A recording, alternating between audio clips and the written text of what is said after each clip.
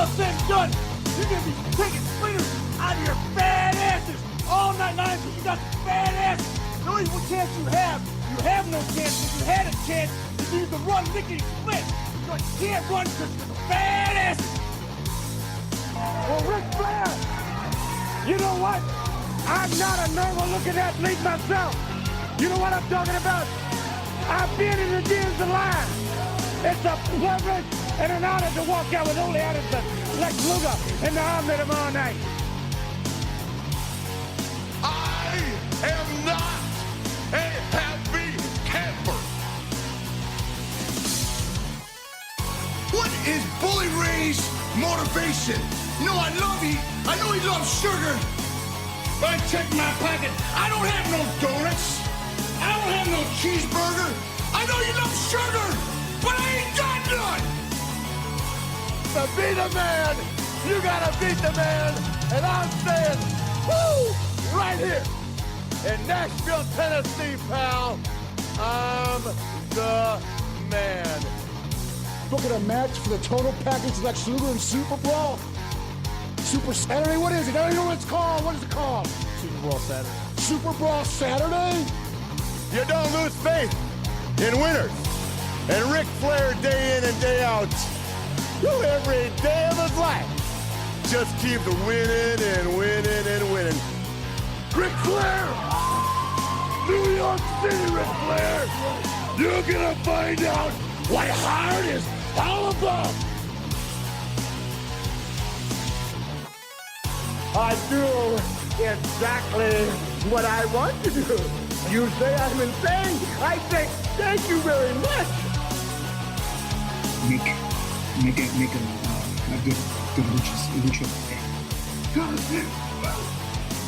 I hate guns! Hit the deck! Yes! We love you, Scott Steiner! Today, woo, I've got the star and profile like never before. You guys talk about being students of the game. I am the game, JR.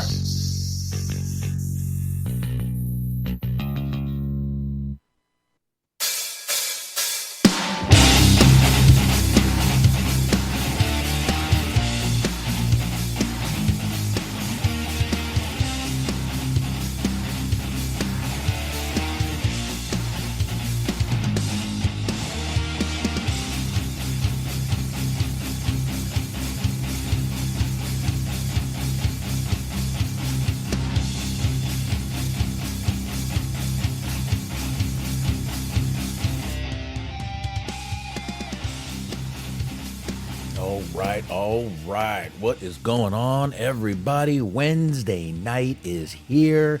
That's right. You got Wrestling Outlet. How is everybody doing? I hope you're doing well. I'm all right. It's one of those nights. Anyway, I am Boxman. Very nice to see you. And of course, right across from me, I am Smark. How are you? I'm all right. You sure you're okay? As okay as I am going to be in this present time, this present date, this present place and space, I am all right. All right. Well, that's all right then, I guess. It's going to drop some volumes down a little bit here so we can not be dropping volumes. There we go. All right. Much better. Good, man. Glad you're all right. It's been a rough week, man. It's been we're still getting fucking record heat here. I don't know about you guys. Yeah, not so bad. It's gone down a little bit. It's still fucking hot, but it's not so incredibly unbearable. I think the humidity has dropped a little. Yeah, it's been pretty fucking deathly hot around here. Yeah. Pretty fucking deathly hot, so. But it's not horrible. I'm making it. It's not that bad. It's just like that. There's like, I get back from lunch. It's 1 o'clock.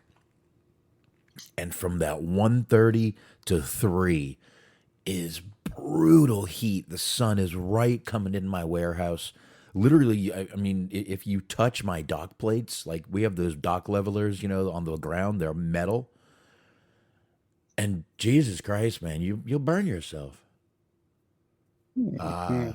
Yes, Boxman. Yes, I do live in Texas, and Smark Haynes' hat in Tennessee. That's I don't have any exes in Texas, though, luckily. Do you have any exes in Texas, Mark? No, but I am the only 10 you'll see. Oh. Oh. I had a friend who was from Texas, but then we stopped being friends because he developed a rather bad coke habit. That's a true story. Okay, that's interesting. That's not good. That wasn't good for him. It was good for me because it kept me from developing a bad coke habit. Well, yeah, that can happen. He took one for the team. He's doing all right, I think.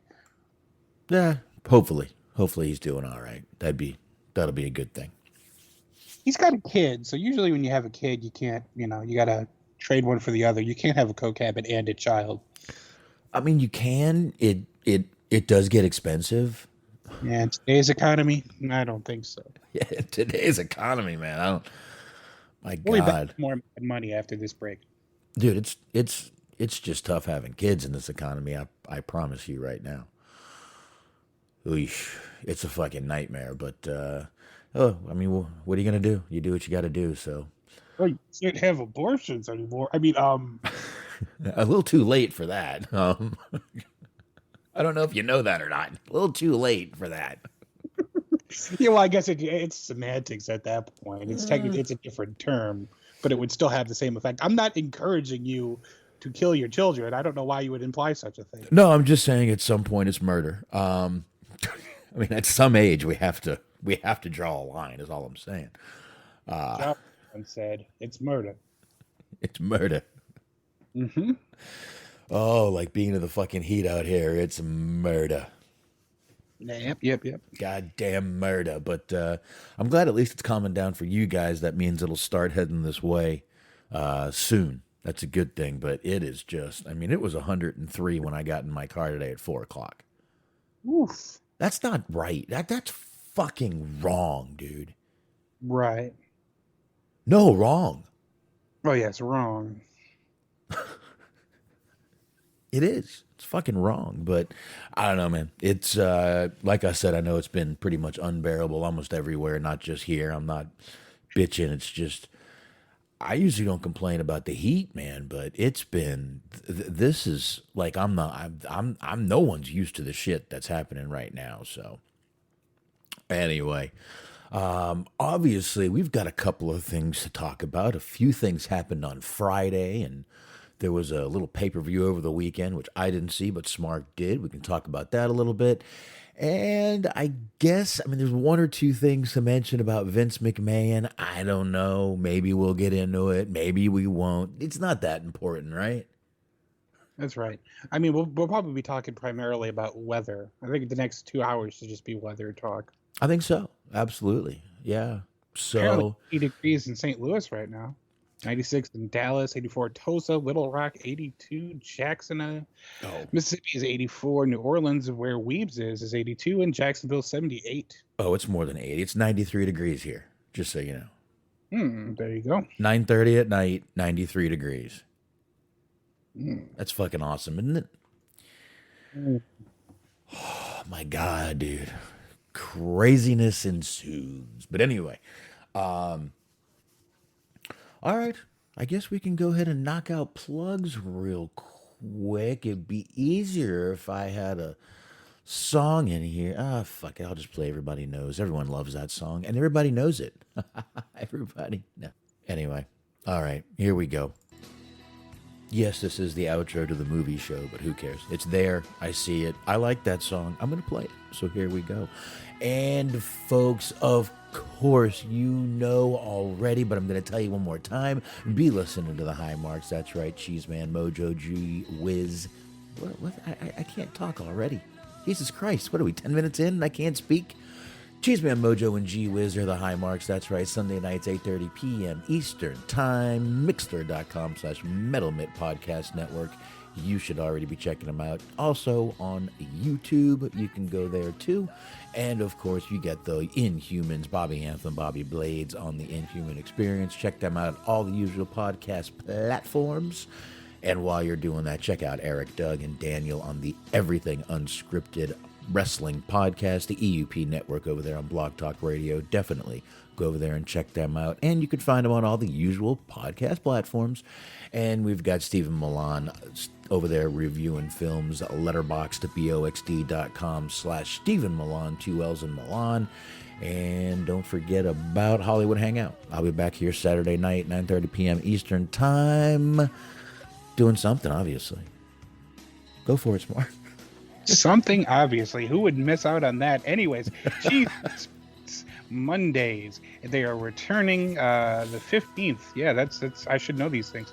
Returning Monday the 15th of August, less than a month away. Mark your damn calendars, kids. Also, Mojo and Dirk's Most Dastardly Show. You want to get them wherever you get your gosh darn podcast. He's not in the 90s, but he's in the 80s because he prefers an older woman. That's Bobby Anthem with Planet Raconteur. Oh, yeah. Raconteur podcast with the aforementioned Bobby Anthem, Papa Dave Sincere, and Yuck Nasty. Go ahead and subscribe. You're going to get season 1. You're going to get season 2. If there's a season 3, and there more than likely will be, you're going to get that too. It's never-ending bounty for which you are about to receive. So, say your prayers. I don't know why this got biblical. That sounded like a little bit of a threat. But yes, go ahead and subscribe. Make your peace with God and listen to... Father be thy name. Okay. Amen. Plugs are done. Okay, wait. I kind of feel a little bit guilty about getting vaguely sacrilegious with like the only like devout Christian listener and her show is here and I'm plugging his show. Can we eat now? Yeah, we can. Okay. I've been waiting. Gang's all here. This just felt like the episode of on Blue Bloods. They always have that dinner scene. That's what it felt like real quick. Well, they always pray before dinner. They always have someone says grace, you know. Eat, pray, love. That's a different thing. Holy shit. Oh. All right, you getting choked up over here? Too much sentiment? Too much emotion? Yeah, it's just... I don't know, man. We start talking about biblical shit. So look what happens to me. I start dying. Oh, yes. Christ is a bit of a sensitive subject. I forgot. Goddamn Jews aren't supposed to be quoting Bibles. Well, you know, it happens. I think I just got a fiery brimstone down here. It started choking me. I mean, you're already primed. You said you've been dealing with the heat for a while, so. Yeah, that is... I'm not even bringing up the heat anymore. I have been dealing with it. And I will. I'll keep dealing with it. Let's not worry about the heat anymore. But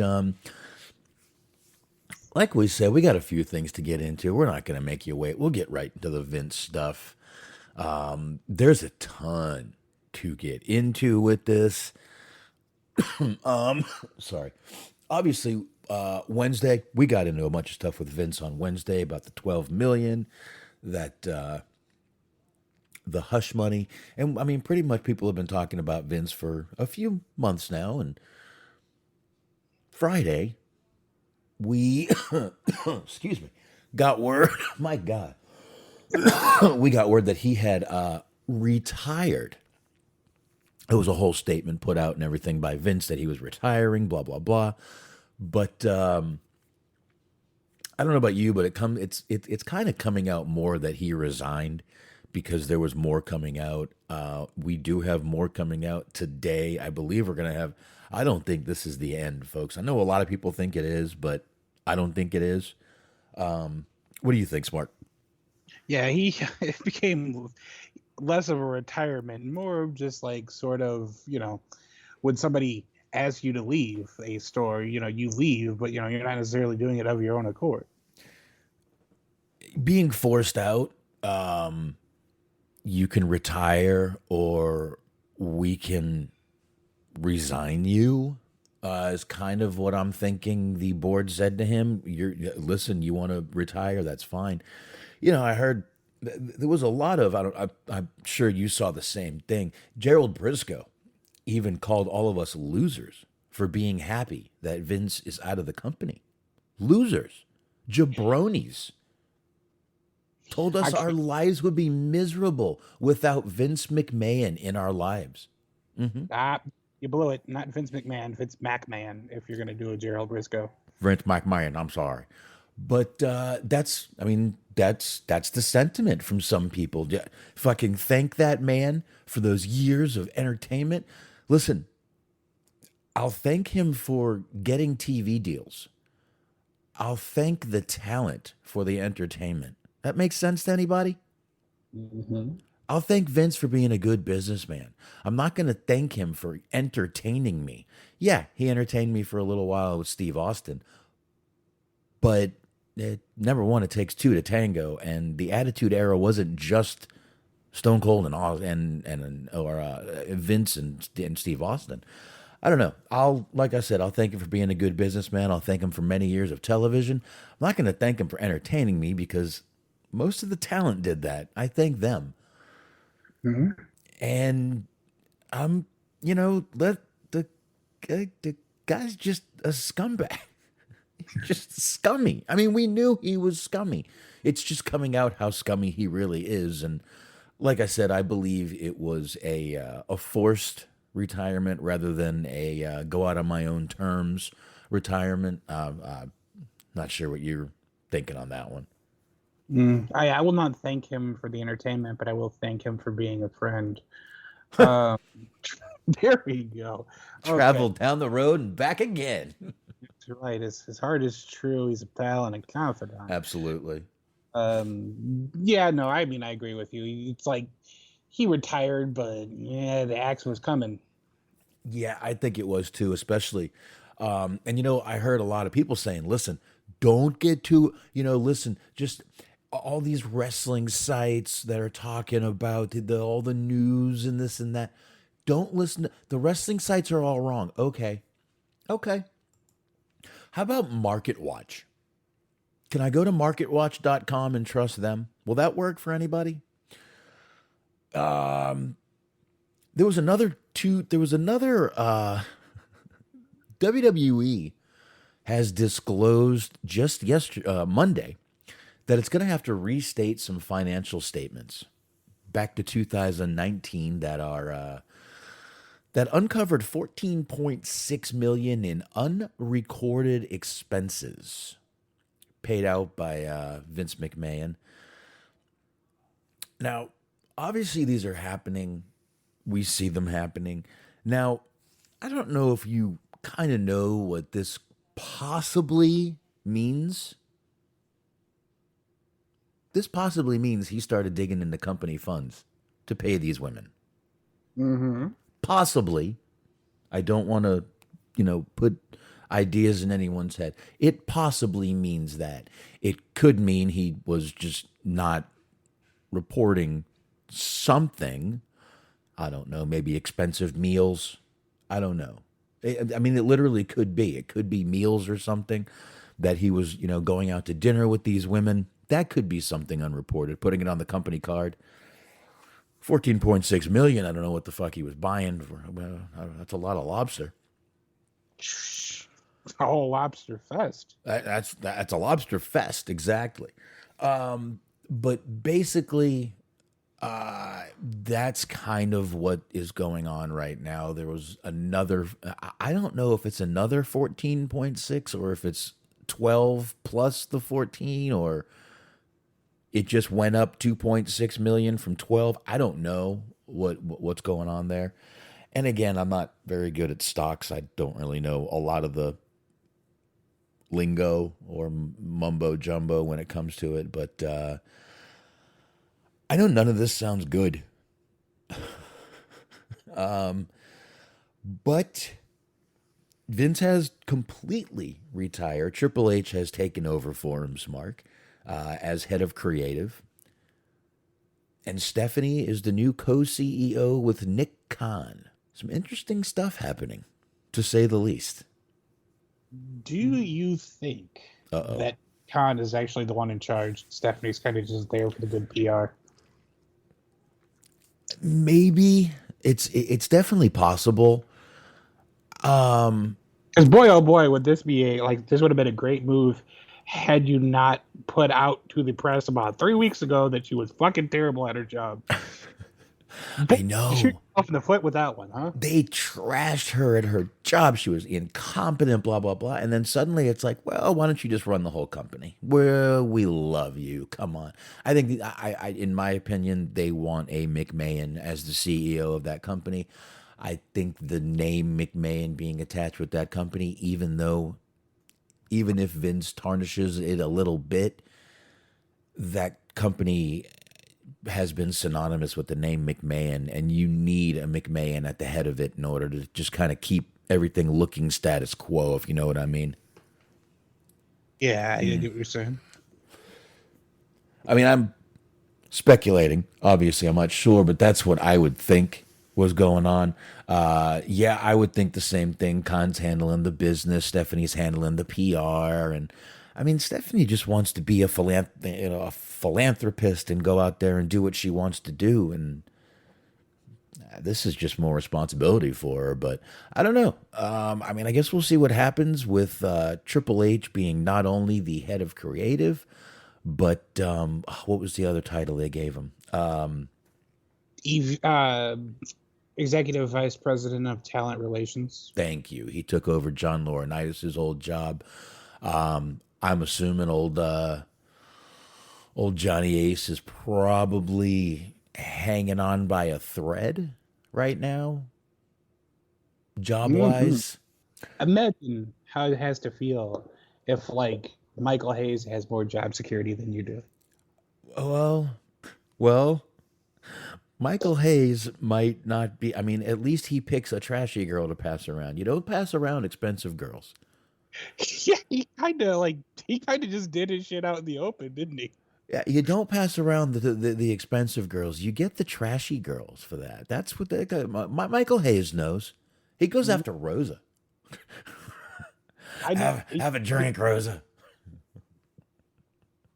Welcome back from rehab. Have a drink. Doot, doot, doot. A little toot, toot, doot, doot, doot.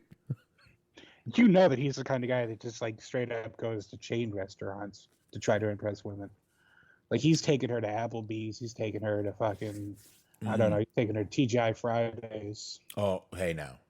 I like Friday. Do not even think about messing with those fucking cheese, those bacon cheese skins are awesome. Mm-hmm. I've actually never been to TGI Fridays. The food's not bad. My buddy who owns the Jesse's Extreme Sports Bar down in Pompano Beach, check it out if you're down there. He actually started working behind the bar at TGI Fridays. He's actually started as a waiter, then he started at the bar. Once he started at the bar, we were there all the fucking time. And so I kind of just got used to being at Fridays, and it was in the mall. So, you know, my sister worked at the mall and her friends worked at the mall. So it was a fun time. It was always a good time. Her and her friends would come over after they were done, and we'd all be there drinking, getting it, but my friend Jesse started at a Fridays. So I hung out at Fridays for a good year or two. Nice. And yeah, those cheese, what are they called? Potato skins are fucking awesome from there. One of my favorites. I used to just get 2 orders of those. That was my dinner. 2 orders of those. And 2 beers. That was my start. Then we start doing shots.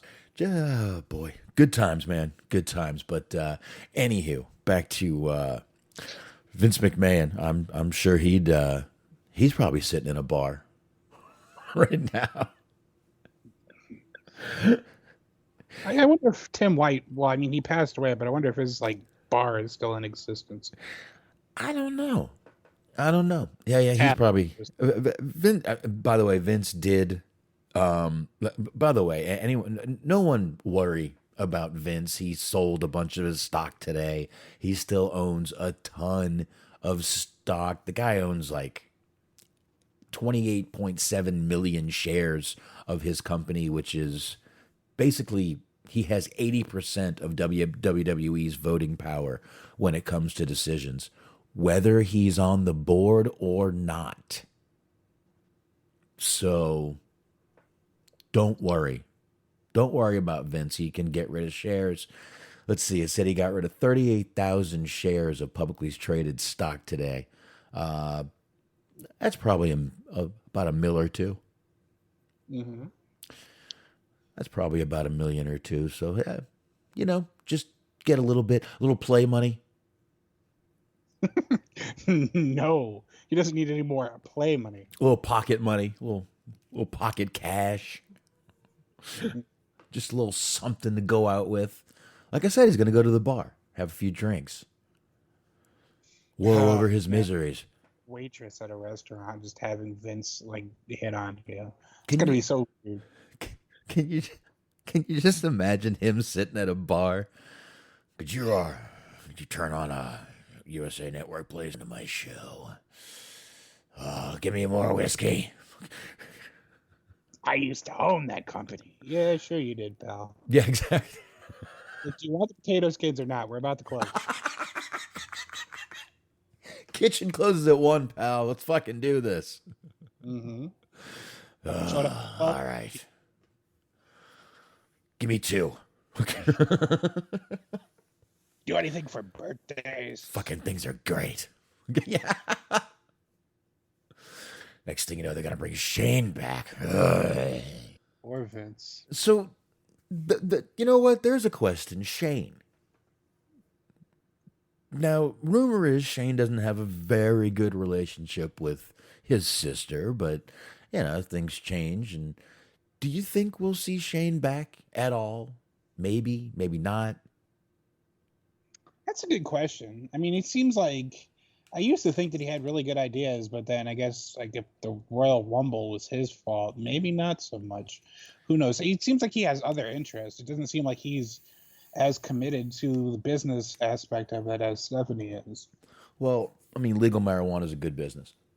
Oh, of course. So, I'm surprised he's not in the fucking shoe sneaker business or something.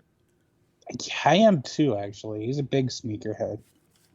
I'll tell you what, Shane O'Mac shoes would fucking sell. They would fucking sell. Just his name being on them would fucking be pretty good. I don't know. I think the McMahons need to lay low right now. Shane's got no heat on him. I think he should lie low for at least a while. But, speaking of comeback, Smark, that'll actually bring up a question here. Okay.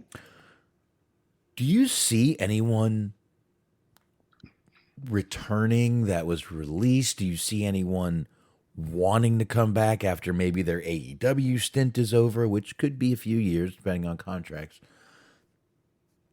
I don't know. Do you see... I mean, we don't know what's going to change, and it's not going to be an overnight change. Whatever changes, if anything changes, will take a little while. Let's start with that. Do you see any talent that was released or left wanting to come back now that it's technically under new, I hate to say under new management, but this is a completely new regime in WWE. And we're kind of back to the Helmsley McMahon era, but that's the thing is we're waiting to see. I think a lot of people are waiting to see if it is indeed a new regime. Yeah. Same shit.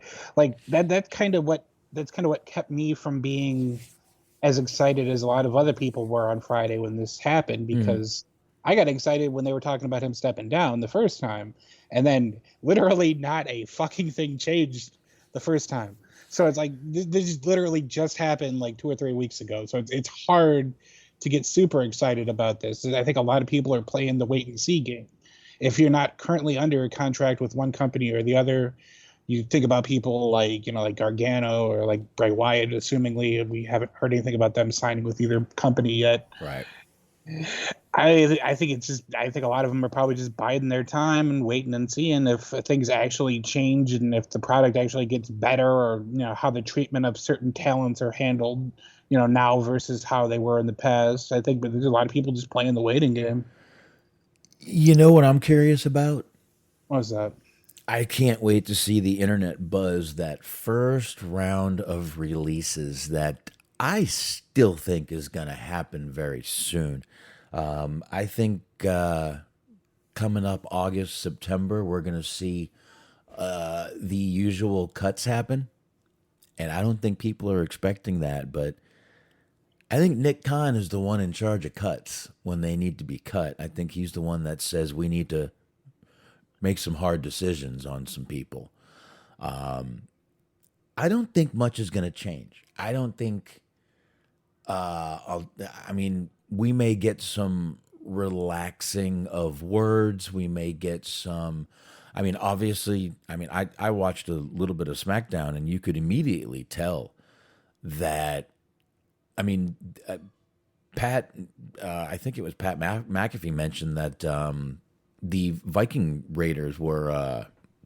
What did they say? The ROH and former IWGP. They're mentioning it.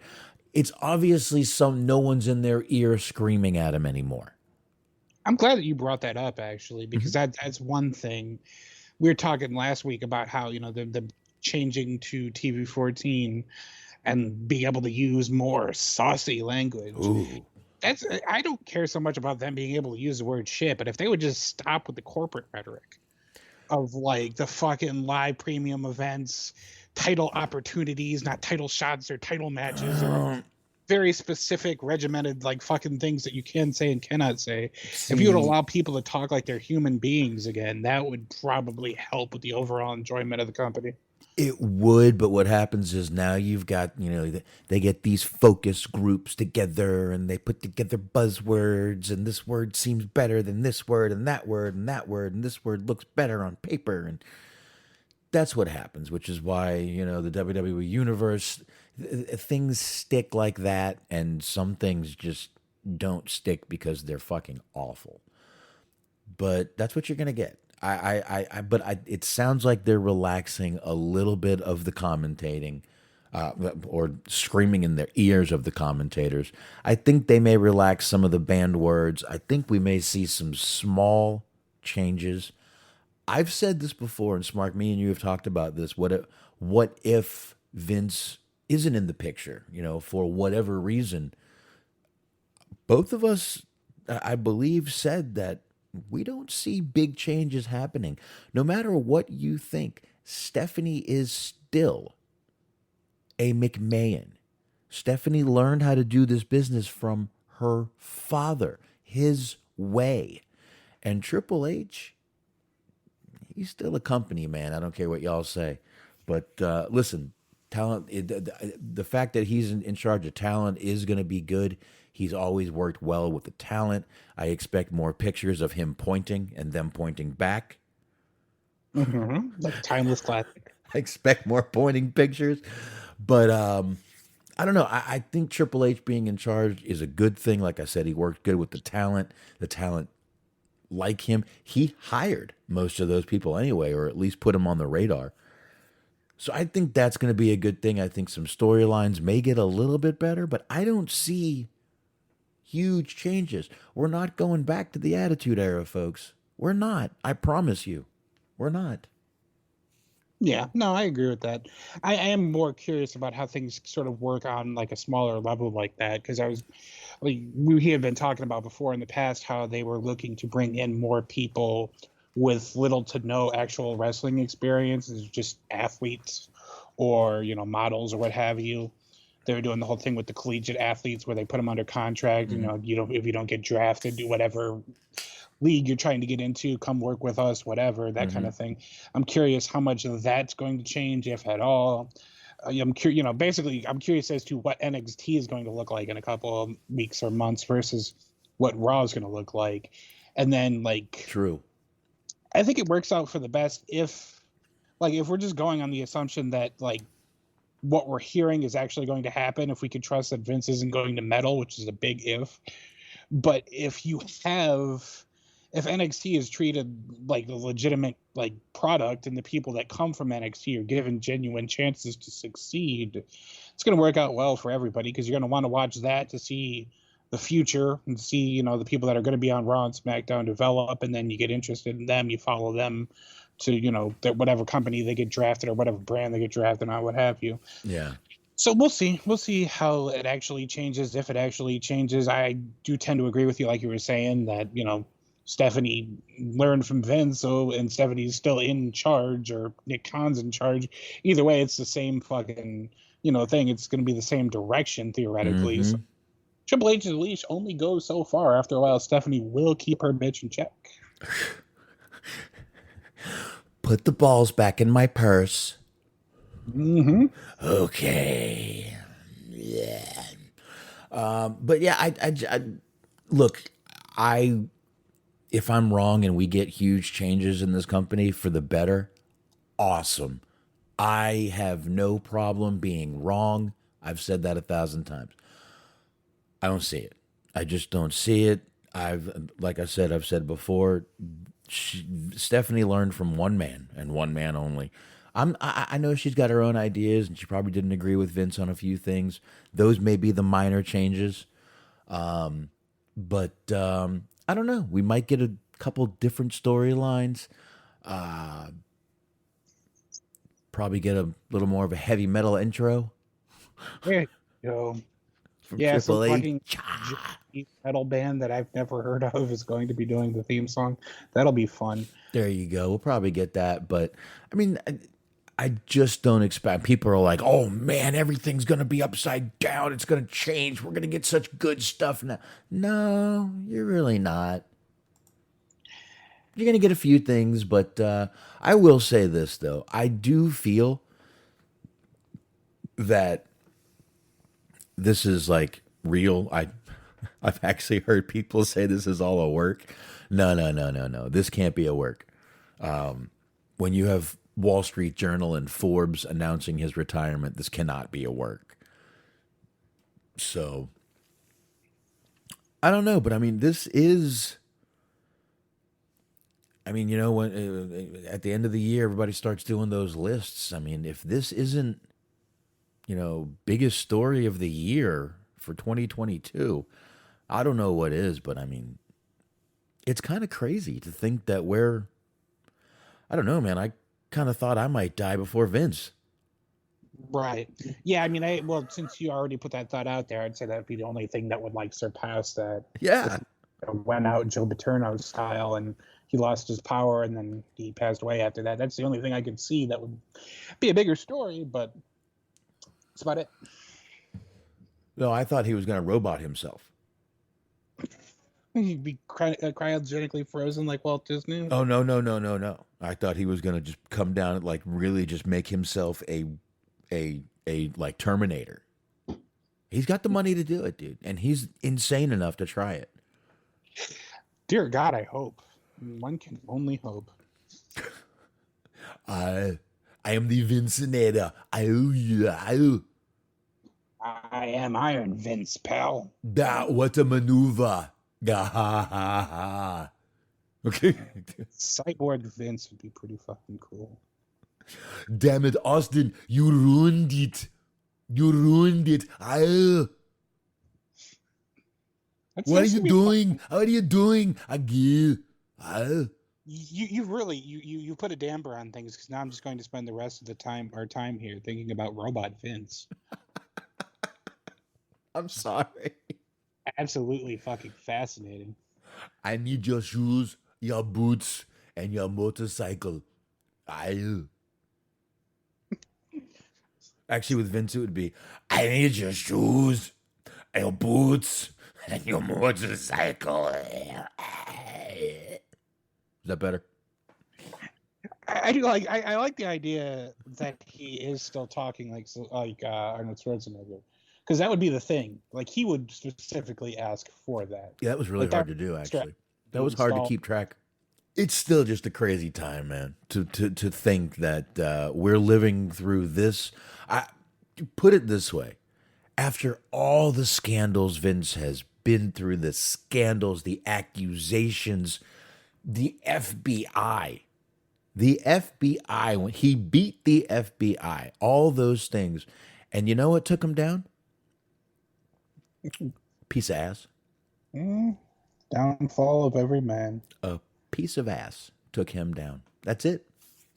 If that doesn't tell you the power of that little thing between those women's legs, I'll tell you now. That's right. That's, oof. They got the power. Oh, boy, do they.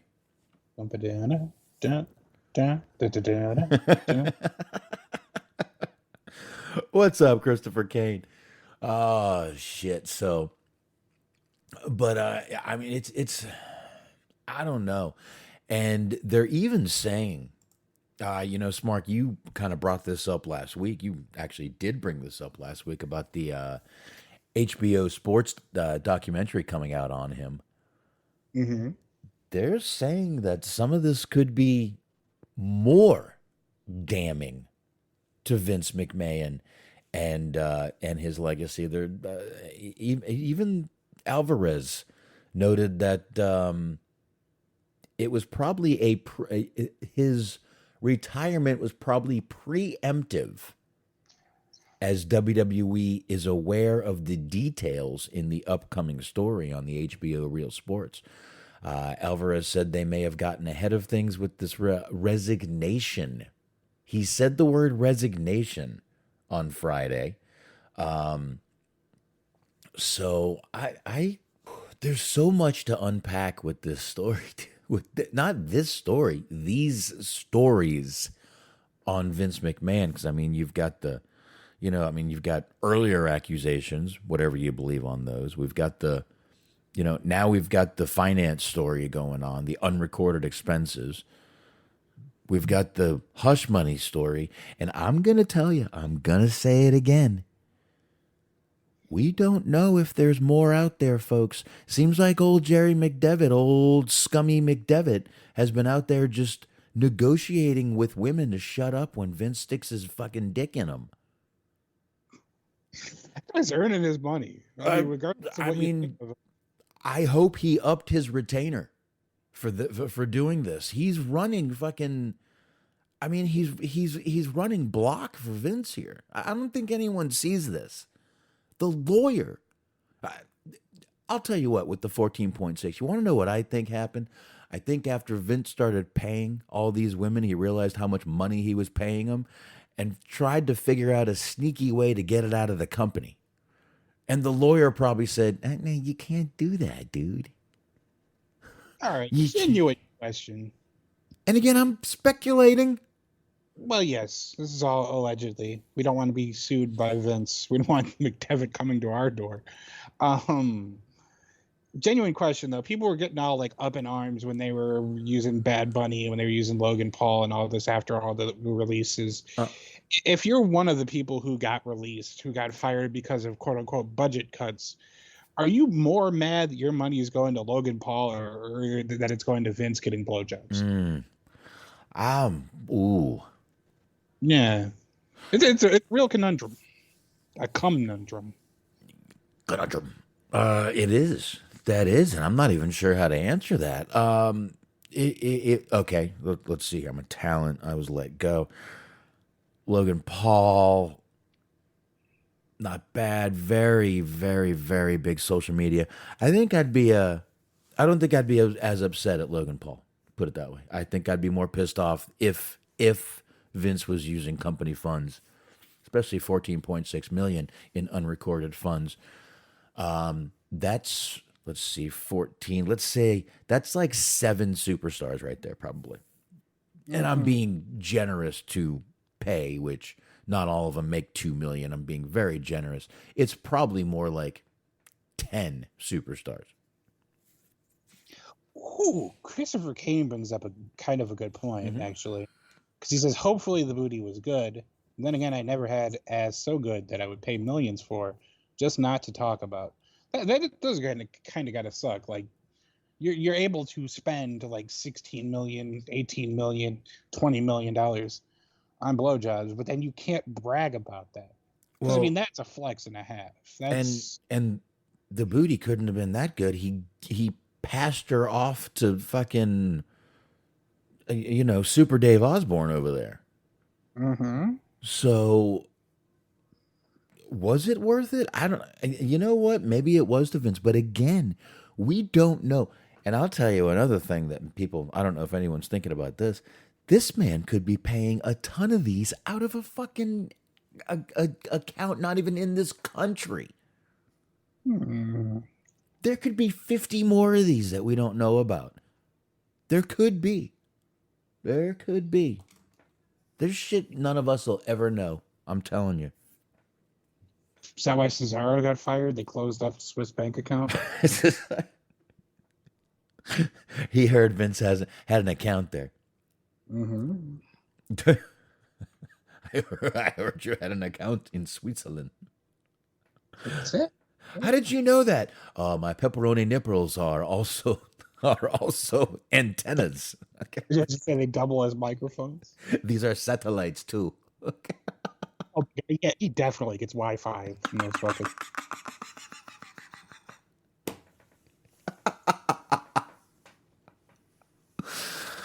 Oh my God, this has been the most ADD conversation we've ever had. We've gone off track like 12 times, but it's been great when we have. I mean, there's a through line. Dude, listen, if we're not gonna have fun with this, I mean, there's so much in this that there's a lot of fun stuff, but there's also a bunch of stuff that just we don't know. And we don't know if this could happen, if that could happen. There's so many unknown unknowns that I love it. Oh, that's from Pulp Fiction, isn't it? The known knowns and the known unknowns and that whole spiel. Ah, there you go. I know. You're right. There you go. But let's see. Anything, what else we got here on Vince. I want to read this, actually, since we're talking about Vince. And I know we kind of just summed it up. We didn't really read the articles per se, but I want to read this article because it made me laugh a time or two. And I would like to hopefully give our fellow listeners that pleasure. Okay, according to a sourced report from Fightful, one aspect of creative environment Vince McMahon inspired in recent years in WWE was one where meeting minutes had to be heavily edited due to insensitive language and incorrect information. Sources within the creative process, the report said that assistants on the creative writing team needed to filter the now former WWE CEO, chairman, and creative team lead for, quote, a long time, and that meeting notes were heavily edited due to the aforementioned insensitive language, to calling people the wrong names, to using terms that weren't socially acceptable. In another part of the report, a former production employee confirmed long-running stories about McMahon blowing up at announcers on headset due to minor issues. Former WWE announcer and personality Renee Paquette said as much during an appearance on Ariel Helwani's MMA Hour last October. She recalled a story about how McMahon said she ruined an angle with heavyweight boxing champion Tyson Fury because she referred to him by his nickname and not lineal champion. The report also intimated from some McMahon didn't remember some of the things he had done creatively in the past, resulting in them being done over and over and over and over. Okay, there's only a couple overs there, but I added those because I wanted to play.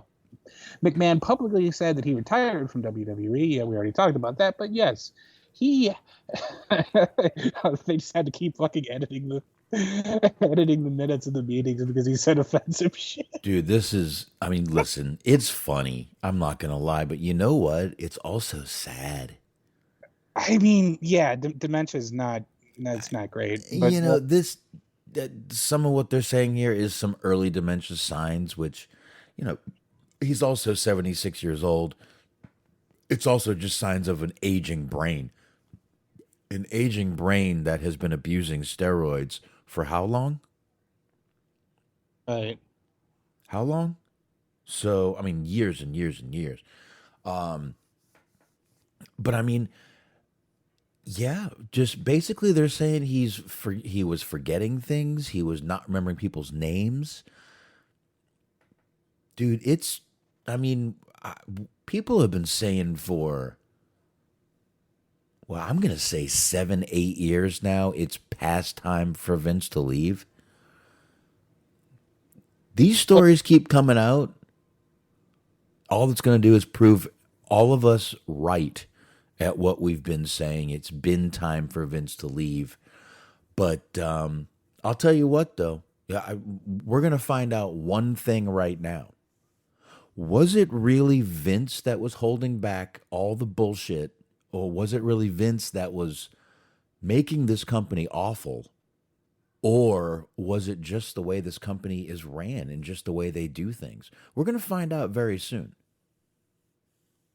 I mean, that's $1 million question. Is like a lot of the problems are. It seems like the problems the majority of people had outside of just the obvious, misconduct that we're now learning of, is creatively the product has been shit, but financially they keep doing better and better.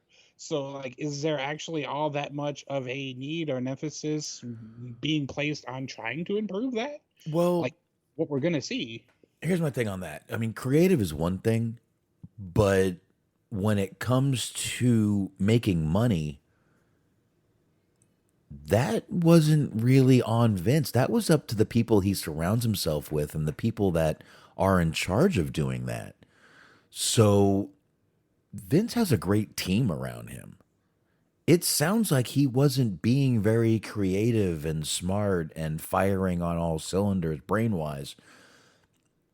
And it just sounds like the reason they're making money, and they will continue to make money, because of the people hired to do their job and make them money on merchandise and PR people and HR people and all these people that are out there to do their fucking jobs.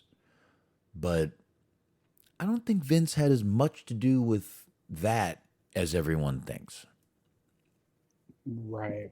Yeah, and I mean, like, it's kind of fun to laugh about, but at the same time, like, literally, the report was saying, like, the reason that we're getting the same shit over and over again as we've been complaining about is because Vince forgot that he did it already. Like, that's not so great. Like, that's a little depressing.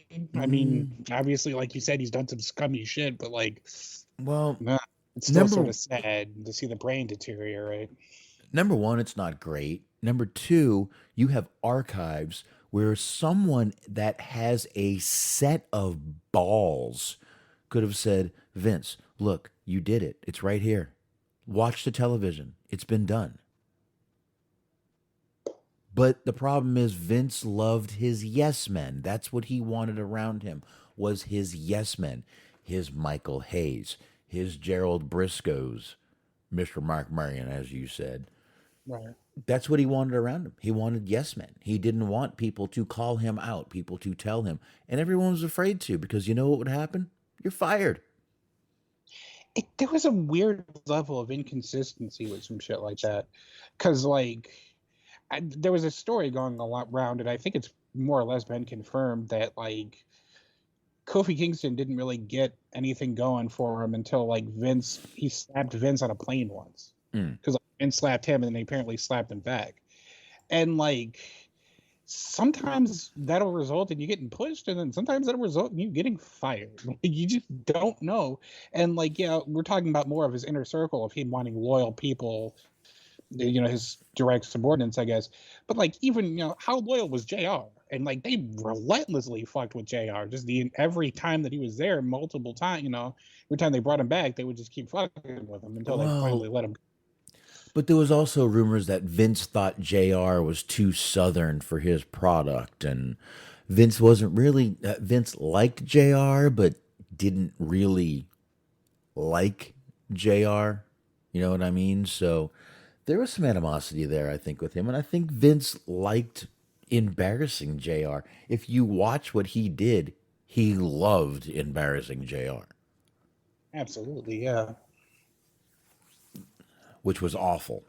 Some of that stuff he did was awful when he was, sitting there in his hometown in front of his kids, or his wife and kids. Isn't that where the Kane set him on fire or something? I believe it is. It was a backstage segment anyway. It was a pre-tape, I think, but not that significantly matters. But that was always kind of been something that they like doing. Like, they love JR more so than anybody. They fucked with more than anyone.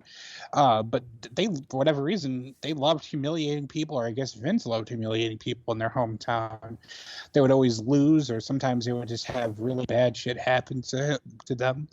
The thing about, like, Vince not liking Southern people too, though, that's kind of funny, is he was born in North Carolina. So, like, there's a little bit of some self-loathing going on there. Well, it ain't South Carolina, it's North Carolina. There you go. There you go. It ain't Southern. But Vince just didn't like he didn't like his product being the lowbrow Southern redneck wrestling that people associated him with. That's what he didn't want. Jim Ross, he felt, was the guy that kept them associated with the wrestling. And not, to some extent, he did a good job with that, because he helped mold, like, kind of change and mold the public perception of wrestling, not just being a Southern entertainment staple, being more sort of a national thing. True. But I mean, to be fair, that's also, I mean, there's a wrestling tradition, there's a wrestling fan base in Mexico, in Japan, all over the world. So it's not just, I mean, the public perception in America versus the reality across the world are two entirely different things. Well, according to Gerald Briscoe, you wouldn't have that because Vince McMahon created wrestling, you fucking jabroni. That's right. Got me? Vince McMahon created this thing. Kneel down, suck his dick, and thank him now. He started this gangster shit, and this is the motherfucking thanks he gets? I guess. I don't know, man. That's what I mean. Gerald Briscoe, you're fucking jabroni. I like how he's just like till the very end, the bitter end. He's still just there, like, know how to be anything other than a lap dog, even though there's like no power in that lap anymore. No. Vince isn't going to give him a job. He's not going to get nothing's going to happen except him just being a kiss ass for the company. So that's what he wants to do. That's fine. The company that fucking fired him, by the way. It's not so drastic because Vince still has a lot of money. But you remember that scene in Beyond the Mat where, like, they're following Coco Beware around, and like he's just like he's put on some weight and he's in like this like shitty like basic hotel, and like he still has Frankie with him. Like that's what Briscoe and McMahon is like at this point. It's just like he's still just there by his side through the good and the bad. Just sitting there, just a little fucking parroting whatever he's supposed to say. Good question, Dirk. Now that Triple H is there, you think MJF would do a double take and consider WWE? You're still. I mean, the question is consider. If we're going with consider, absolutely. Absolutely. I mean, you're right. That word right there, consider. I think he's been considering WWE for a long time. Do I think he's doing a double take and kind of being like, this is a really good chance for me? They won't hold me back as much? No, I don't think so. I think they would still hold him back. This company still has, listen, maybe a new regime, but they're still answering to the same advertisers, the same investors, the same board, the same everything that they were. Nothing has changed. Vince just moved out of his office. Maybe. He might still be there. Okay. Right. That's really all that happened. They still answer to the same fucking people they had to. So no, I really think that, not really. I don't think so. I think MJF, listen, I'm going to say it again. Be careful what y'all wish for. I don't think he's going to be the fit you guys want to see in WWE. I don't think he belongs there. I don't think they would like him. I think he would end up being,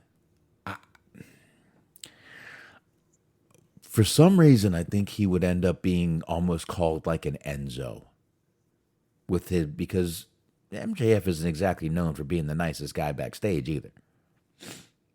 Well, that's the thing. It becomes a tightrope, because a part of his whole character, if we're going on the assumption that he would still be MJF in WWE, is there's a lot of like blurring the line between work and shoot, and him saying some, it's his whole thing is to purposely shit on people. It's part of his shtick, as it were. So but then like sometimes with that it's okay, and then sometimes, especially WWE, you say the wrong thing and people lose their fucking minds. Yeah. Yeah. And Christopher Kane. Adam Cole rethinking his options. Tony Khan commented on that. On people talking about some of those guys. Those guys have 5 years on their contract. Not going anywhere. They're not going anywhere unless they decide to do something stupid. I don't think anybody's rethinking their decisions right now. I think, to be honest, both companies should take this as an opportunity to not be, listen, not, I don't want the fucking Monday Night Wars back or anything like that. Both companies should take this as an opportunity, and it looks like AEW did, to sort of push a reset button. AEW did a lot of new stuff tonight. Good new stuff. They did a little bit of resetting. Both companies should take this opportunity to actually be competition and make each other better, storyline wise, and so forth. That's what I think should happen. I agree with that. Yep, I think there's big opportunity here for both companies, and I think after watching AEW tonight, Tony Khan sees that there's a big opportunity here to do that. So I don't know. Can WWE see it? I don't know. Again, they people have to realize there's a lot of handcuffs on Stephanie and Nick Khan to just run things as status quo because, listen, if it ain't broke, don't fix it. It's making money. The company is a fucking money generating machine. Why would you change anything right now? Again, small changes, I get. Big changes, I don't know what those could be, but they're going to be way down that line. I agree with that. I mean, it's like I said, just goes back to the wait and see of like how much, if any, things will change and become different. Like you said, it's not going to happen overnight, but I have heard, and I don't know if that's just because it's people wanting things to be different and wanting things to change, but it seemed like the overall reception to Raw this week was better than it has been. And they're doing SummerSlam Saturday, I guess. So I had already said before that I was going to be watching that to see how things played out in the stadium and all of that. Being outdoors, the heat, the rain potential, all that kind of stuff. Yeah. Create a little train wreck. But I'm going to be checking it out anyway. So I'm curious about it. It may get a little worse before it gets better. Yeah, it could be. It's possible. Again, they've got to. They have two choices. They either abruptly stop all these storylines and have the internet sit there and go, they fucking stopped this, just no explanation, no nothing, what the fuck? So you're either going to get that, or you let the storylines play out and then you make your changes as you go. You have two choices. You're either fucked or you're fucked in the internet world right now. Right. So you're either going to let them play out and have people bitch that they're playing out, or you're going to abruptly stop them and have people bitch that you abruptly stopped them. There's no fucking winning anymore. There's no winning. Well, you're right. There is no winning. But I mean, it's a good time for that though, because like I said, the pay-per-view is happening this weekend, so it's an opportunity. A new pay-per-view. I'm sorry, premium live event. Very good. Premium live event cycle that's going to be happening after Saturday, so it's sort of an opportunity to end some feuds. You might not be able to end all feuds, but if there's some shit that you want to get rid of, that's kind of a good jumping off point, I suppose. No, you're right, and this is one of the big four premium live events. This is one of the big four, so you're right. This is a perfect opportunity for them to, stop some feuds, kill some storylines, renew whatever, but it's they have got to shake up something in that company, make some new matches. I mean, what are we going to see? The Usos versus the fucking Street Profits for the 9,000th time? Woo. I mean, I don't know. But I definitely think you're 100% right. I think that there's a big opportunity with SummerSlam this weekend for them to push the virtual or, whatever reset button and make this a new era, make this regime their own, because this is something a lot of people didn't think they were ever going to see. Right. Vince not being around to take charge, tell everyone what to do. I don't know. It's a very different time, and it's weird, and it's a little scary. But we shall see. Yeah. We shall see. And that's really all we can do is wait and see if they make little changes slowly or big changes quickly. So, did we get through everything on that, you think? Yeah, I think we covered most Vince-related talking points. I think so. I think I hope we titillated your juices. Yeah. By the way, speaking of titillating juices, what's going on with old Max Dupree? LA Knight. Good old Max Dupree, huh? Yeah, it looks like he's just suddenly gone. No one knows what happened. They brought in Maxine, his sister Maxine. Seems there's heat backstage with him, is what they're saying. I don't know if you saw that or not. Actually, did not see that. Yeah, it was a little rumor of some heat backstage with him. I don't know. I always said the guy was a piece of shit. Anyway. I thought that was going to be your opportunity to say that'd be the first heat he drew. I just think the guy's a piece of shit and untalented, but that's just me. It seems like everyone seems to love the guy. I think he's great. He's this, he's that. I don't see it. I don't see it. No, he's pretty creative wrestler to me too. Good. But all right, so we've got. Why don't we keep going with scandals? Because there are more scandals, of course. This isn't exactly a giant scandal. And this actually is an article from over a week ago. But I don't know if anyone heard this. The Rock, Dwayne "The Rock" Johnson, has learned he has 5 more siblings. These would be half brothers and sisters. After some DNA testing was done, Sports Illustrated did an article on a few people. DNA testing had revealed that Lisa Purves, or Purves, as I'm going to say her name, Purves, Purves, I'm going to go Purves. Sure. Paula Parsons, Trevor Edwards, Adrian Bowles, and Aaron Fowler are also children of The Rock's father, the late Rocky Johnson. The 5 children have all kind of reached out, found each other.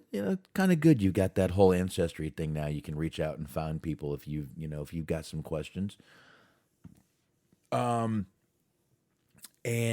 it's said in the article that some of these kids did try to contact Rocky, not Rock, over the past years. He hung up on a number of occasions. So a lot of them just stopped trying. It wasn't returning calls. Even when he did talk to him, he would basically just start speaking and hang up again. So basically, The Rock's dad was not a good father to any of these kids. And, The Rock has said that his relationship with his father was extremely complicated. Those are the actual words that he used. Incredibly complicated. Sorry, that was the quote from him. But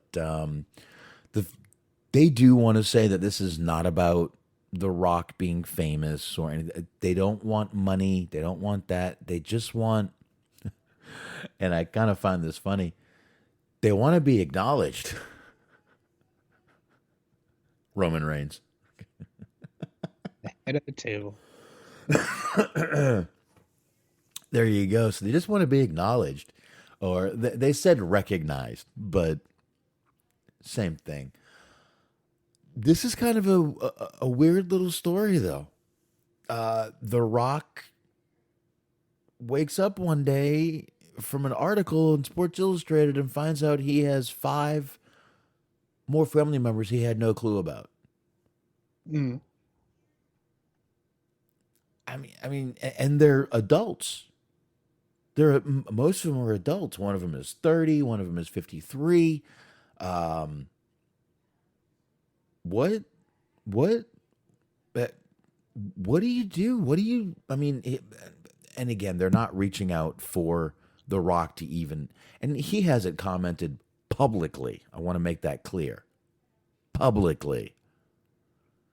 He may have gotten a hold of one or all of these, family members privately. We don't know. But man, how would you feel? It's crazy, isn't it? Mm-hmm. I got to tell you, my mom found out way later in life that her mom wasn't her real mom. And I mean by way later, I mean like maybe less than 20 years ago. And right before my sister got married, there was a kind of like a biological family reunion with my mom. And I mean, there was like 25 people there that she didn't even know was part of her real family. So I kind of get this. I kind of woke up to kind of family myself. It was weird. So it's definitely a weird thing. And I'm not, obviously I'm not The Rock, but. In some ways. Oh, well, thank you. Mm-hmm. I'm not sure what way at all. Yeah, no further questions. Thank you. I won't ask any questions if you don't give any more answers. How's that? I'll tell you no lies. Oh, yeah. But I don't know, man. It's it's a crazy thing to just wake up one day and, hey, sports, check out this article, Dwayne. What? I have what?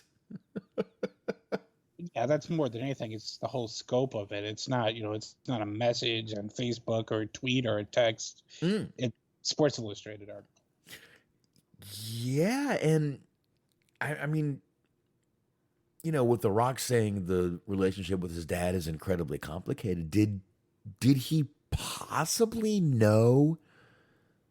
I'm not saying he knew about them and didn't contact her. I'm saying, did he possibly know this could be kind of like in the wings or a possibility? And I don't know. I mean, yeah, I would have to imagine that he knew, or at least suspected, that his dad was out there fucking around. I mean, they were in the same business, Yeah. It happens in that business sometimes. Well, I expect to see some articles of The Rock buying these siblings houses and cars very soon, because that's what The Rock does. The Rock's like Elvis. Get her a Cadillac. Buy her a house. That's right. That's what Elvis did that for people. Seriously, he would do that shit. Do you know how many Cadillacs Elvis bought for fucking people? Mm-hmm. Many. You live in Nashville, you should know. No, Chattanooga more or less, but Well, you know, So in the area. in the area. But anyway, The Rock suddenly wakes up with 5 new half brothers and sisters. So cool for him. And you know, I like that they're pushing that it's not. This isn't about the money. This isn't about this. This isn't about that. I guess we'll find out. Another thing we'll have to wait and see, right? But I mean, they're all older. They've got lives, and these aren't all. They're not a bunch of young kids looking to fucking, you know, get well off the Rock. These are all older. You know, like I said, one of them's 58. They're all definitely grown and probably all have careers. And one of them 58, 53. But Rocky Johnson was a busy man. Yeah, he was getting around. He was having fun, I guess. Getting around is exactly the right thing to say, I think. Yeah, I can't remember how, but I was having a discussion with somebody about this a couple days ago. Not this exact thing about like Rocky Johnson or Rocky's Johnson in this case, but just the idea that you can like father so many children and just like not give a shit. I get it, dude. I know what you're talking about. I mean, I don't know what I would do if I ever found out that there was some kid out there I didn't know about. I would be torn apart. Absolutely torn apart because I can't do that. I'm not built that way. Everyone's built different, dude. Some people can just not give a shit. I mean, there's plenty of horrible fathers out there. Smart. Yeah, you can't blame me for this. You're going to be a good dad because you know what your dad did to you. So you're going to end up being a good dad one day. I promise you. Either a good dad or just not a dad at all. Like, those are really the only two options. Like, yeah, I won't be shitty. That's it, man. So, but I don't know, man. But I'm with you. I don't know how you do that or how you hang up on, you know, I mean, I know there probably wasn't DNA testing back then. So he was like, I don't believe it. You're not my kid. So,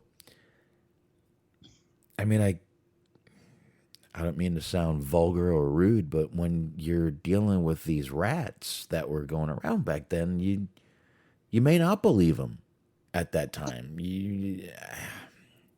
I mean, I don't know. Like, and if you're worried about sounding vulgar, but fucking put your fingers in your ears for a minute.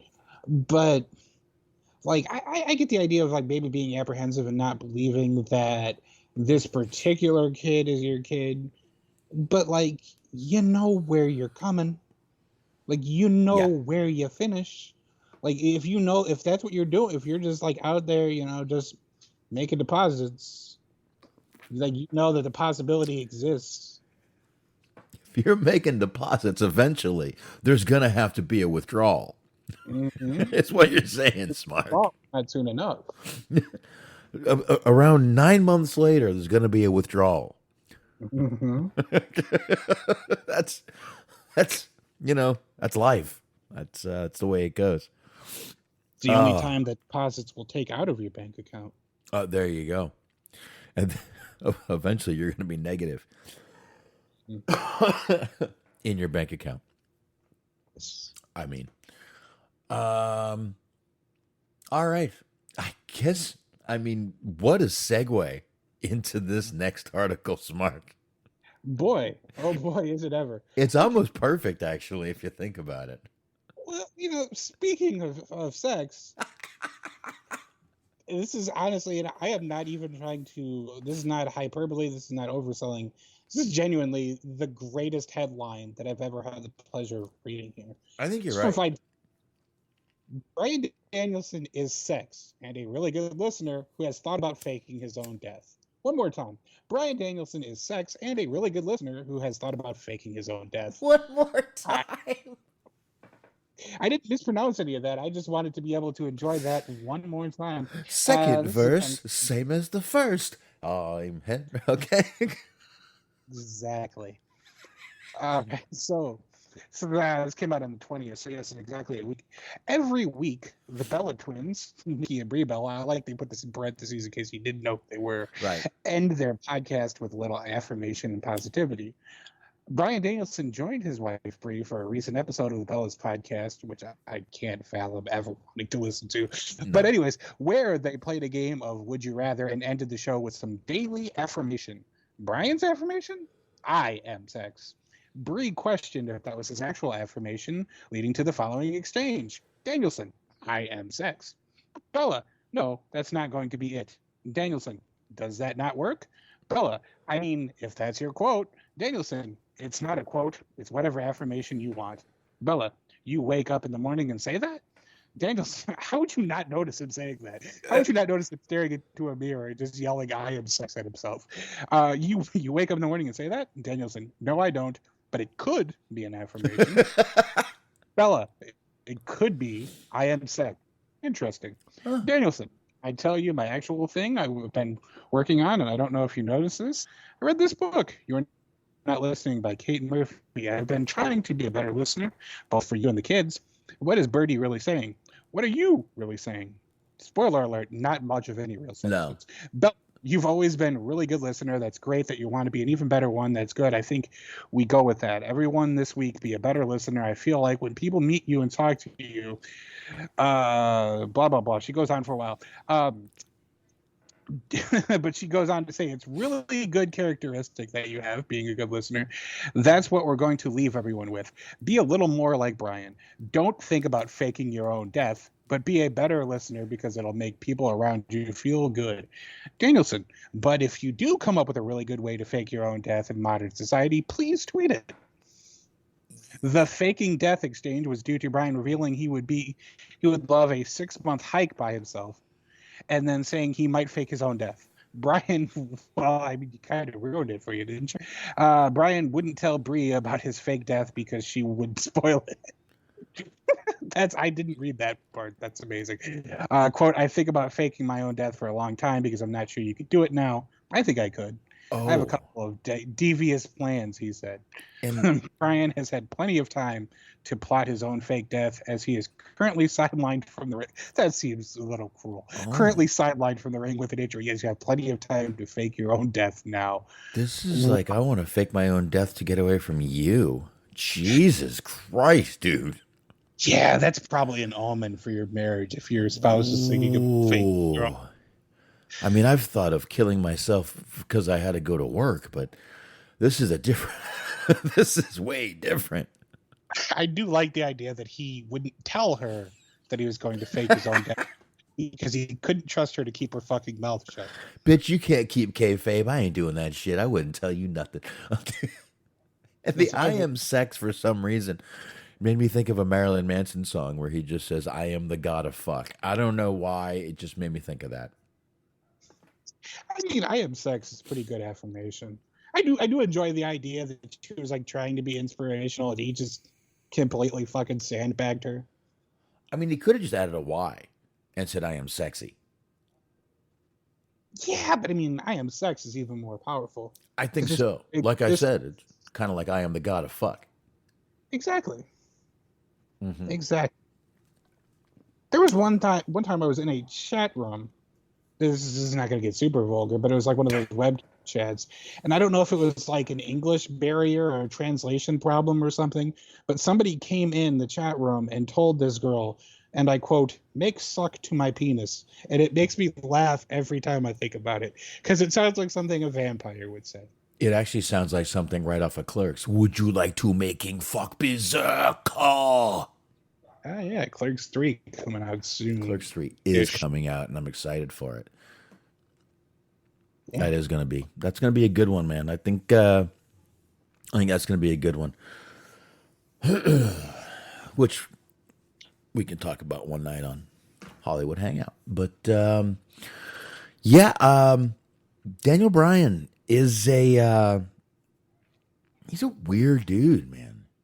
He's out there, man. I mean, sometimes I think this dude just fucking is like Joe Rogan and just fucking takes ayahuasca and talks shit sometimes.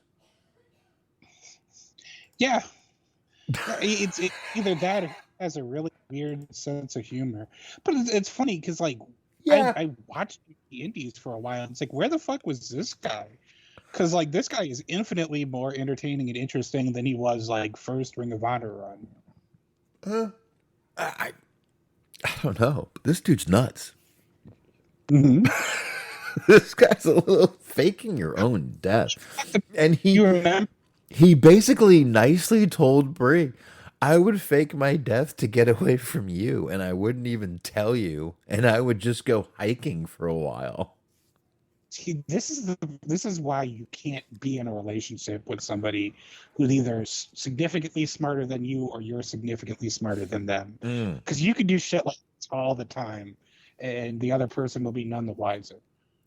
Yeah, I think if he ever just disappears, we know where Bryan went. Oh yeah, like when it happens now, nobody's gonna believe it. No, even if it is true. No, yeah. See, not now. He's cried wolf. Mm-hmm. Now everyone just, if everything happens to him, just gonna be like, he's hiking in fucking, Asheville Mountains or something. Something like that, yeah.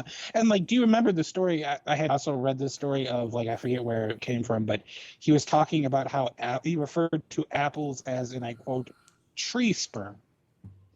Like, he's a weird fuck. Like, for somebody who I don't think smokes weed, he seems to smoke a lot of weed. I got that hippie thing, man. I definitely think he's probably hit a bong or two in his life. Mm-hmm. I think he's passed around the old peace pipe once or twice. I mean, I don't think he like regularly smokes weed was my point, but like there's, and I think it's still out there. There's a promo from PWG of him and Paul London. And like you could tell that he is quite clearly high, because like Paul London is high out of his fucking mind. Well, yeah. And you can tell that like Danielson got in on it a little bit at the very least. Yeah.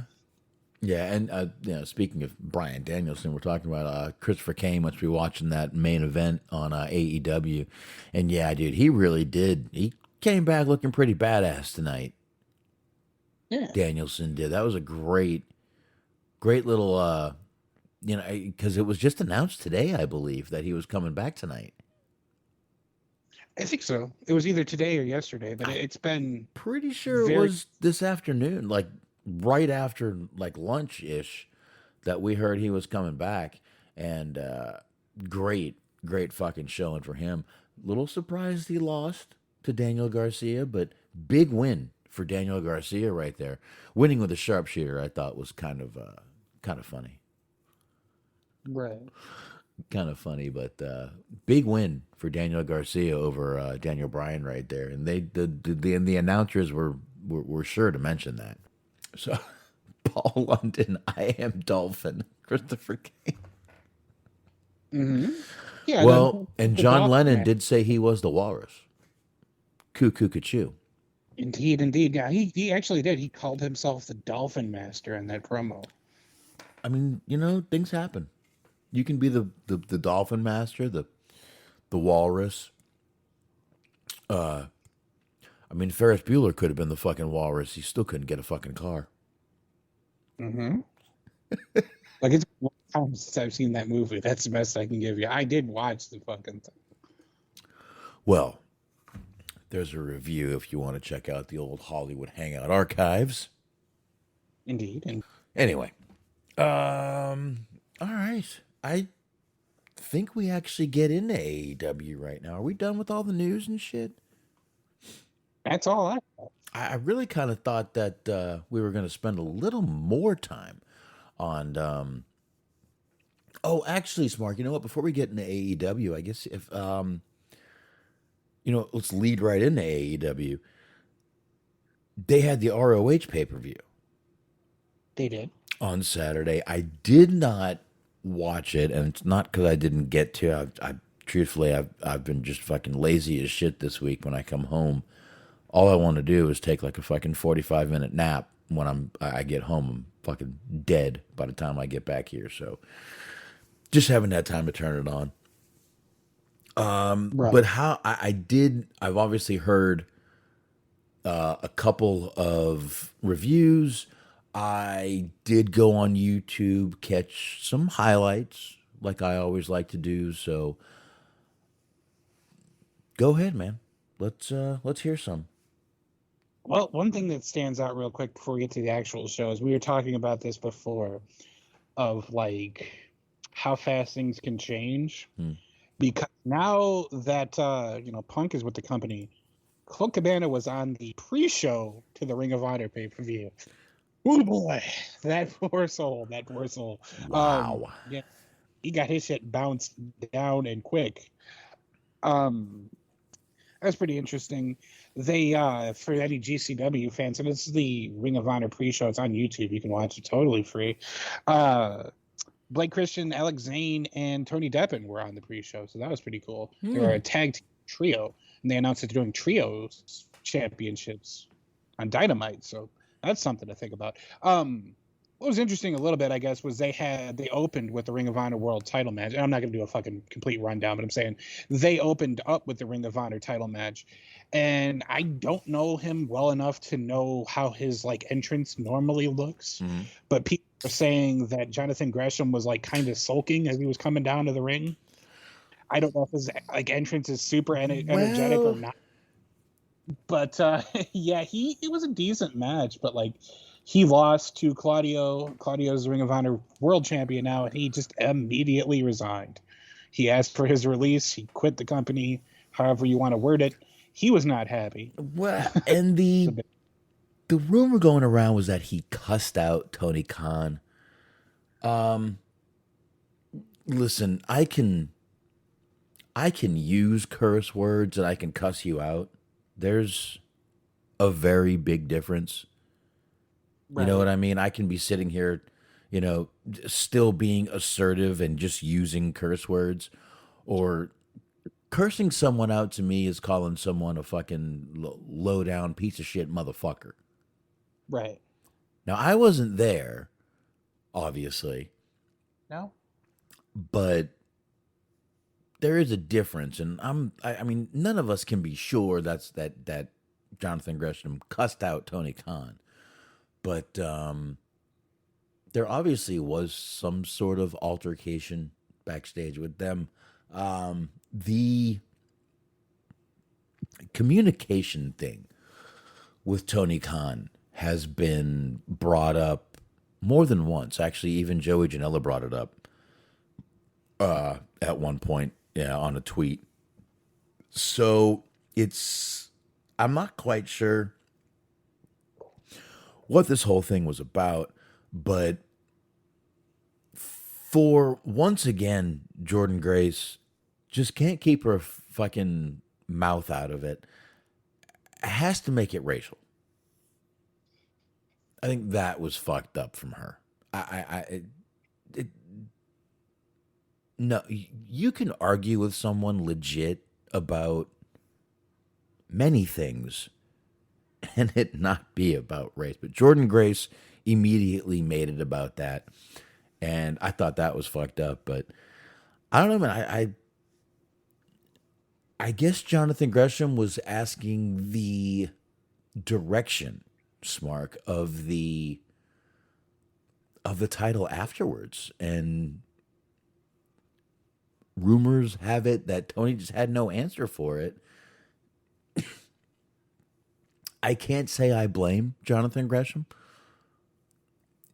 It sounds like he wanted to know what was happening, so he knew what was happening with him. Look, the guy's got a wife. He's got bills. Everyone's got bills. He's got shit to worry about. So I don't know. I don't know if he's signed with I don't know what contract he has or what, but it's a weird situation right now. But Claudio winning the ROH title went over pretty fucking big. So yeah, tough situation because like I kind of see things from both sides. I see why Gresham would have hard feelings about it because I mean he had been, while Ring of Honor was like sort of inactive, he had been out there defending the title on various shows and trying his best to like keep the name out there in circulation and all of that.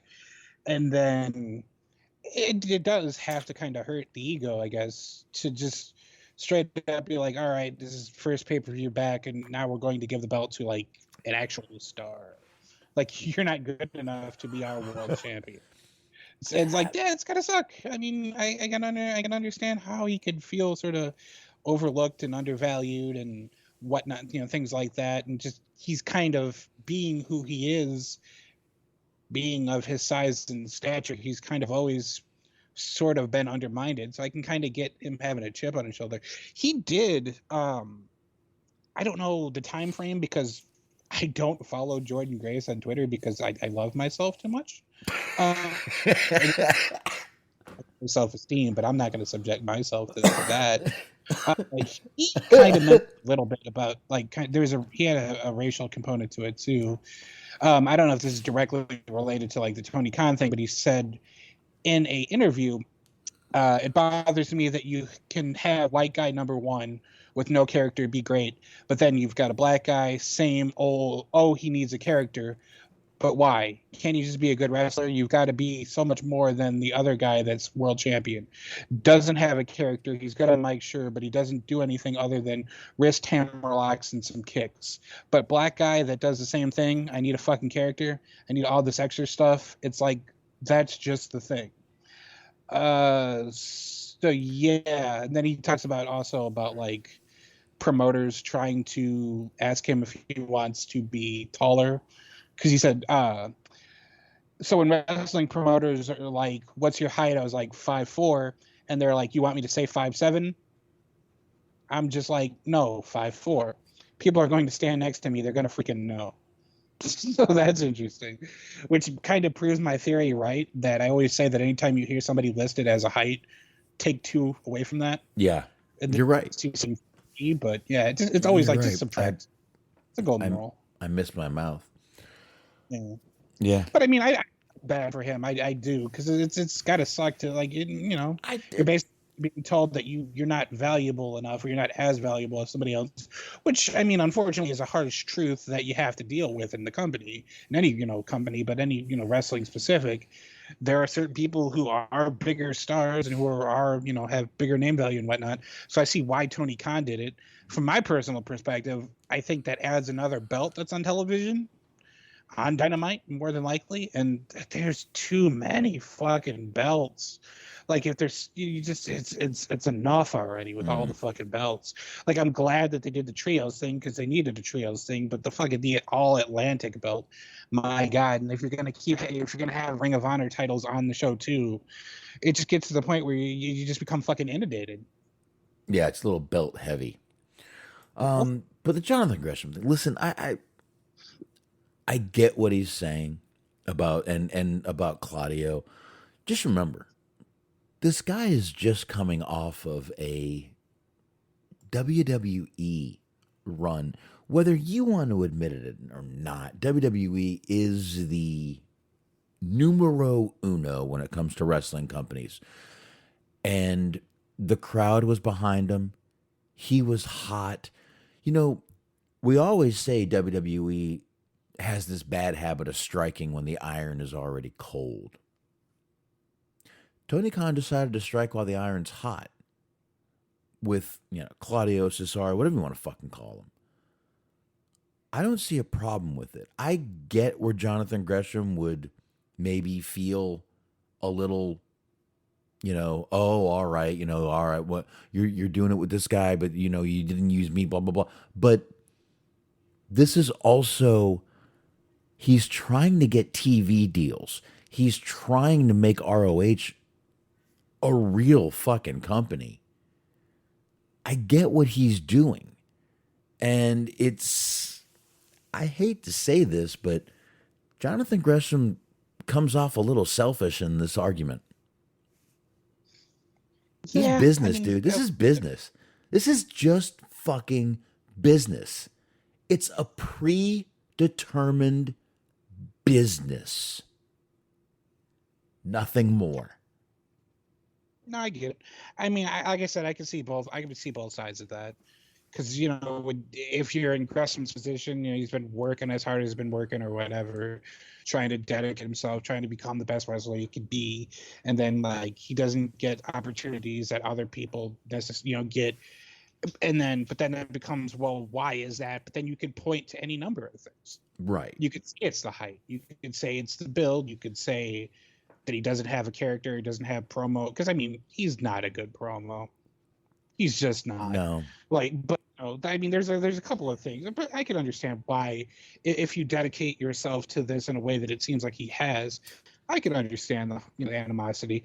But at the same time, like you said, and it's kind of goes back to what you were saying before about like how you can't please everyone, because some of the same people that were complaining that as Cesaro he wasn't being used enough are now complaining that, oh, it's another WWE guy getting preferential treatment. Mm-hmm. So it's like, you got people complaining he wasn't treated like a star, and then when he gets treated like a star, he's like, well, you're being treated like a star over other people, and that's fucked up. Just it's hard to please everybody. But yeah, Tony Khan's trying to, I guess, like you said, work on television deals and try to make both companies as valuable as possible. And that was a decision that he made, and it is what it is. Well, and how do you build a company is a wrestling company, not any company. How do you build back a wrestling company? Because that's really what he's doing with this. I hate. I'm not shitting on John Gresham. I don't give a shit about his fucking size. To be honest with you, I never noticed how short he was. I really didn't. As far as I'm concerned, he's just a lucky guy. He bangs Jordan Grace. But halfway lucky. I'm not saying she's unattractive. I'm just saying that, like, weighing it out, I don't think putting up with her when you're not having sex with her would be worth having sex with her. I get it. But again, you're trying to rebuild this company. Would you put your okay? Let me ask you, Smark. You bought this company for I'm going to throw out a rounding number, $5 million. You bought this company for $5 million, right? Mm-hmm. A wrestling company, and you've got a choice. You're going to put your title on either a guy that has a little bit of a name, but not everyone knows who he is. Then you've got this guy who's been on national television for the past, I don't know, I'm throwing out a number here, and I'm probably way off, past 8-9 years, and now on national television, like I said, and he's just coming off that run, and he's just coming off a big win at a match that at your last pay-per-view. He's got heat behind him. Who would you want to put your title on if you're rebuilding your company? Sure. I really feel that Jonathan Gresham is taking this personally instead of as a business. I get he's asking what the direction of the title is, but what happens next with television deals and everything could judge that direction. Patience. You got to have some patience when it comes to shit like this. That's what I feel. You really do. All right, put it on him. Jonathan Gresham didn't think that, okay, maybe I'll get a fucking, let's wait a while. Then I get to fight for that title again because I should get my rematch because he's already in the picture. So,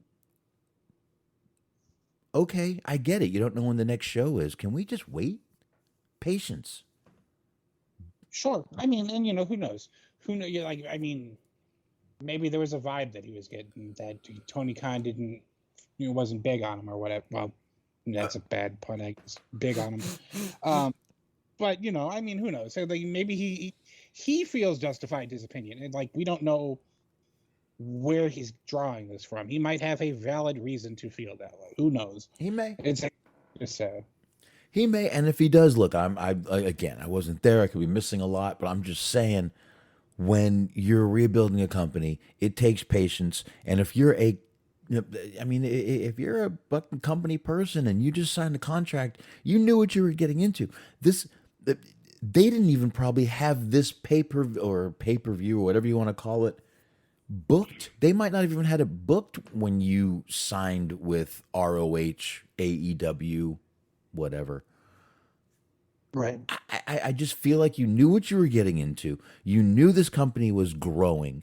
You knew this is like getting involved with a startup company and then being upset that you're not public yet after after 1 year. Right. It's weird to me. But again, he may have seen, maybe Tony said something, I don't know. I mean, there's a lot to go on, but from the surface, something don't seem right. I'll put it that way. Mm-hmm.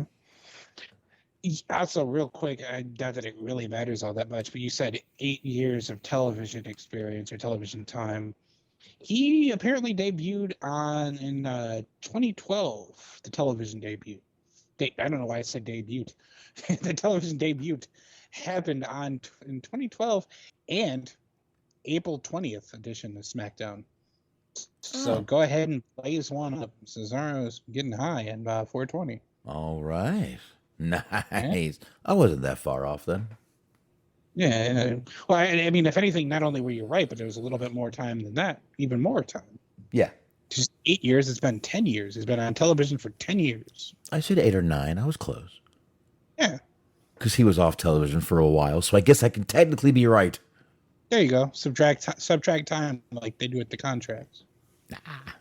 Like I said, I was throwing out a number. I wasn't sure when he debuted, but I don't know. I just don't. I wish we knew more. I'll put it that way. I wish we knew more so we could gauge this a little better and see who was right, who was wrong. But by all accounts, this argument was pretty fucking heated. What was that, Smark? I'm sorry. Yeah. I was going to say, I mean, not from Tony Khan, but like we will know more soon. Because if he gets his release, he's going to talk. And maybe if he doesn't get his release, he's going to talk in hopes of furthering the release. So hear more about this. I think Tony Khan is a little more diplomatic when it comes to these things. I think Tony Khan will actually try to work things out with him. So we'll see what happens here in the long run. But what else with the ROH? I think the big thing that was kind of the big thing that happened on that pay-per-view. I would say real quick, Daniel Garcia and Wheeler Yuta had a pretty cool match. An interesting finish. And I guess if you want to watch the match, don't listen to the next minute or two. But Garcia was in control. Yuta spit on him. Garcia to kick him. Yuta ducked under and rolled him up, which I had never seen like that happen before. So that was pretty cool.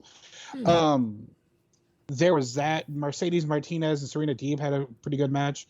Like fucking Mercedes Martinez apparently knows like 8 different variations of the Dragon Sleeper, and I'm a mark for the Dragon Sleeper, so that was fucking cool. She did one from like she had Deeb on the top rope, she was on the middle rope, but she had a Dragon Sleeper off. It was cool. Then she does like a grapevine one. Anyways, that was cool. And then the main event was Briscoe's FTR. It was about an hour. It was 2 out of 3 falls. It was a pretty solid match. So like all in all, I thought it was a pretty good show. Yeah. There was a hole here and there, but all in all, it was a pretty solid show. Man, it's so sad that there's someone over there at fucking TNT who does not like the Briscoes, who's holding one comment against one person. Right. I look, I don't agree with the comment completely. I think it could have been said in a different way. But one comment. And the guy has not done anything stupid since then. He's apologized for it. I don't know. Whoever is sitting there in TNT who doesn't care for, at the higher up, who doesn't care for the Briscoes, get over yourself already. Yeah. Get over yourself. start being a business person and think of the money those guys could bring in. Because I'm telling you now, those guys could bring in money. I think they could bring in money for not only just themselves, but merch. Oh, absolutely. I mean, they are even in, even for people who haven't ever really wrestled in any of the, they weren't in WWE, they weren't in TNA up until like just recently. But for people who haven't worked for any of the major companies, really outside of like a brief stint with New Japan for a little while, they're one of the best tag teams ever, like widely considered. Yeah. And you have Jay Briscoe's underrated, I think, when it comes to promos. Jay Briscoe's a real fucking good promo. And Mark, who, if you're not like familiar with independent wrestling and you're seeing you like an Orange Cassidy or you like a Danhausen, who's not gonna see Mark Briscoe and fucking like Mark Briscoe? Mark Briscoe is an entirely fucking different character and experience, unlike anything else that you're going to get in wrestling. And he could back it up. He's a real good wrestler too. He's not just a fucking sideshow or whatever. But Mark Briscoe alone is money. And I see online a lot of people going, "Hey, well, they're on Impact every week. Why isn't Impact's ratings going up?" Blame Impact's kind of reputation. I'm sorry. Impact's reputation has been damaged for years. No one cares. It's never going to go up. Their ratings will never go up. Stop it. Stop it. Stop it. Well, to be snarky, you have to have the channel to watch the channel, A. And B, I mean, legitimately, not even trying to be funny, Impact is stuck in a loop because just don't have the resources that WWE and AEW have. So even when they build people and they get people over and they have some good angles and good storylines with the talent that they do have, it just gets poached. They can't afford to keep people. So like when they get people that are worth a damn, they're either going to get poached or they're just in a position where they've done something in the past that won't allow them to get employment elsewhere. True. I can't argue with that. Oh, shit. All right. Do we go to AEW now? I think so. We covered Ring of Honor. We've covered way more than I thought in the time. I actually thought we were running late, but we're not at all, actually. All right, so AEW, I mean, we got it. We've been getting into it a little bit, obviously, a little bit, kind of going back and forth here on it. But give me a second. I actually forgot to pull up. There they are. I gotta say, I thought this was a really good episode of Dynamite. Like I said, I feel like Tony realized the opportunity for him to make a few changes, start some new storylines, continue some old ones, but also hit a few resets on a few things like the FTW title and things like that. The show kicked off, and Jesus Christ, was the crowd hot for the kickoff fucking match. Roosh versus John Moxley was the kickoff match, Mark. Yes, indeed. And the crowd was fucking red hot for this, man. And I got to tell you, when Moxley finally picked up the win, like I think we all knew, I was very surprised at the minimal amount of blood. Yeah, there you go. He had a little bitty cut on his forehead. That was it. Just a trickle. After that, we get the Jericho Appreciation Society. They come out. Jericho's still has black eyes from his broken nose. He did break his nose last week. And Jericho was like, I want my championship rematch in 2 weeks. I guess now we're going to always get this kind of John Moxley just kind of cursing right after someone's promo because the crowd pops for it. I really feel that's what's going to happen from now on. People like swearing. Dude, I'm sorry, but certain things will never go bad. Cursing when you're not supposed to, and fart jokes. That's right. Fart jokes will always be funny. I may make fun of Vince McMahon for still liking fart jokes, but they're still funny. See, I don't like toilet humor, but I'm not trying to be a snob because I will laugh at any and every dick joke. It's just where I choose to be immature. See, it's not that I'm not immature. It's there just you a go. different And area. you don't always fart in the toilet, so it's not really toilet humor. Well, there you go. See, you can't do that. You got to be. Words matter now in 2022. So I suppose. there you go. I thought this was fun though. I thought Jericho is just great. I don't know, man. Jericho is just like he's just living his life, man. He goes out, he does a few concerts, he comes back, he does a match. He cares, but he doesn't cares that he gains weight. It's just I just like Jericho. I just think the guy's out there living his life, doing what he wants when he wants, and he's having a great time doing it. How can you not like a guy like that? Right. I will say real quick while I'm remembering it, we already did say what happened in the main event, but after the main event, Jericho ran down to the ring. And what made me laugh was that for no real reason, it didn't serve any purpose to anything that was going on. He did not have a shirt on. No. Literally what he was doing was just pointing out the fact that he is in better shape. Yes. That's literally the only reason why he would have not worn a shirt. Like, he had plenty of time to put on a shirt between everything else that he was doing on the show, whatever. He had an ab situation going on. Yep, a little bit. Mm-hmm. And he was proud of it. Yes. He was proud of it. Now, there was to kind of, you know what, let's just go ahead and finish up the main event here. I see a lot of people aren't really crazy about the ending of the match. And it was a little odd, I guess you could say. But you got to remember, first thing we saw was when Bryan was near the apron, we saw a hand come out and hold his foot, which gave Daniel Garcia a minute to hit the kind of a pile driver. And then he puts that might be one of the deepest fucking sharpshooters I've ever seen, to be honest with you. Mm.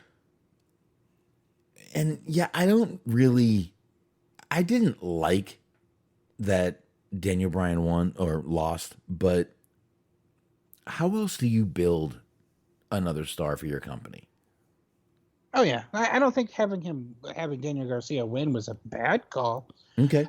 And maybe we're arguing about semantics here, but I think if you were going to do, and I mean hindsight 2020, but if you were going to do the finish with him just, Danielson getting knocked out or passing out or whatever, I feel like the opportunity would have come when he hit that pile driver.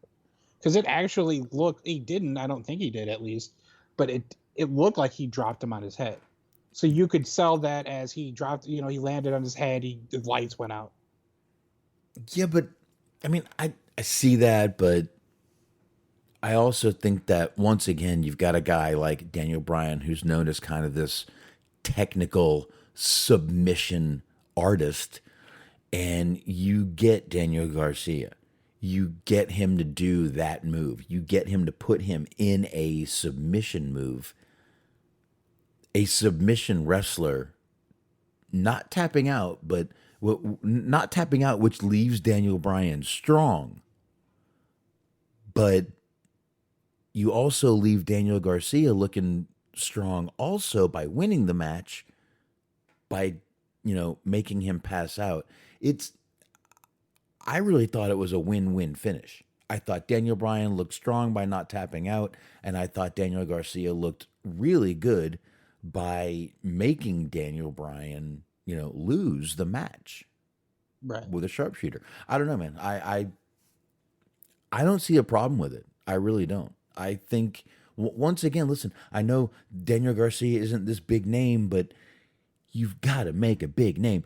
No one was a big name before they were, before they became a big name. You've got to become a big name. There's only one way to do it. Beat big names in wrestling. That's it. Exactly. And I mean, that's sort of the point of, or at least it should be, of the whole Jericho Appreciation Society. It's like Jericho doesn't need this. No. The idea of having Jericho and having more of a show and a spectacle around the other members of the stable is the idea of getting them over.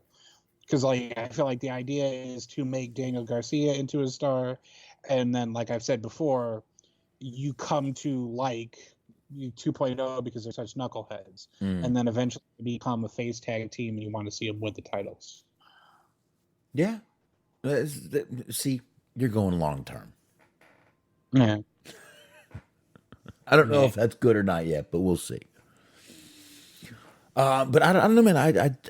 I really had zero issues with the ending. I think there's, you've got to make a star. You're gonna upset some people when you do that. Right. But I guess they see something in Daniel Garcia, and we were talking about opportunities to kind of hit reset buttons. I kind of feel they did the same thing on the second match, which was the Danhausen Ricky Starks match for the FTW title. It was a quick match. It didn't even go to picture-in-picture yet, Smark. I got to admit, based on what I thought was going to happen, not what I wanted to happen, but based on what I thought was going to happen, I was incredibly surprised. Under multiple accounts, I thought Starks was losing, and not only did Starks win, but the fact that he won essentially in a squash was surprising as well, because he basically just went out there and just beat his ass, which I did not see coming. And I'm totally with you, man. I thought Danhausen was going to take it. I thought they were going to decide to go ahead and just push Danhausen to the fucking moon. I really thought they were going to do the same thing. I think I may have said it last week. I was pleasantly surprised, because I was like, I'm thinking to myself, and I am aware of my biases, but I was kind of thinking to myself that they were fucking up. Because when they did the show in New Orleans, his hometown, and it was Starks and Hobbs versus Lee and Swerve, and Starks was super over. Just since that point, he's looked like a star to me. Perception is important, and he's looked like a star ever since. And last week he cut a really good promo, and I guess it's just now is the time, because they apparently seem to notice it has not fallen on deaf ears. Right. They seem that he is capable of being a star as well, and he's improved quite a bit. I agree. Especially on promos. He before he was all right, he was a good promo, but now he's starting to flirt with being like a really good to great promo. And they're obviously see him as a babyface, which would happen tonight. But I was the same as you, though. I was shocked, and I'm like, well, how are they going to do this? And then Starks goes, he asks for another opponent. Hook was always kind of like in the back of my mind that he could definitely do something, because they really haven't done anything with this Hook Danhausen situation in a while. Starks goes out after he wins quickly, asks for another opponent. Hook comes walking out. Hook, it wasn't a long match, but it wasn't a short match. It was kind of in the middle. Hook ends up winning. And Starks cuts a great, I guess you could say it was kind of a babyface promo. I mean, it was fucking quintessential babyface promo. Right. I'm not saying it was the greatest babyface promo ever, but he really was on some Rocky type shit of no one believed in me, but I stayed here and I'm still fighting and I'm still strong and I'm gonna fucking run against the wind. It was very much a motivational Rudy Rocky sports underdog type fucking dialogue type of monologue. Yup. Exactly. Very, like I said, it was prototypical babyface type shit. And to his credit, he did it without being corny, because if a lot of people would have said what he said, it might have come across as corny.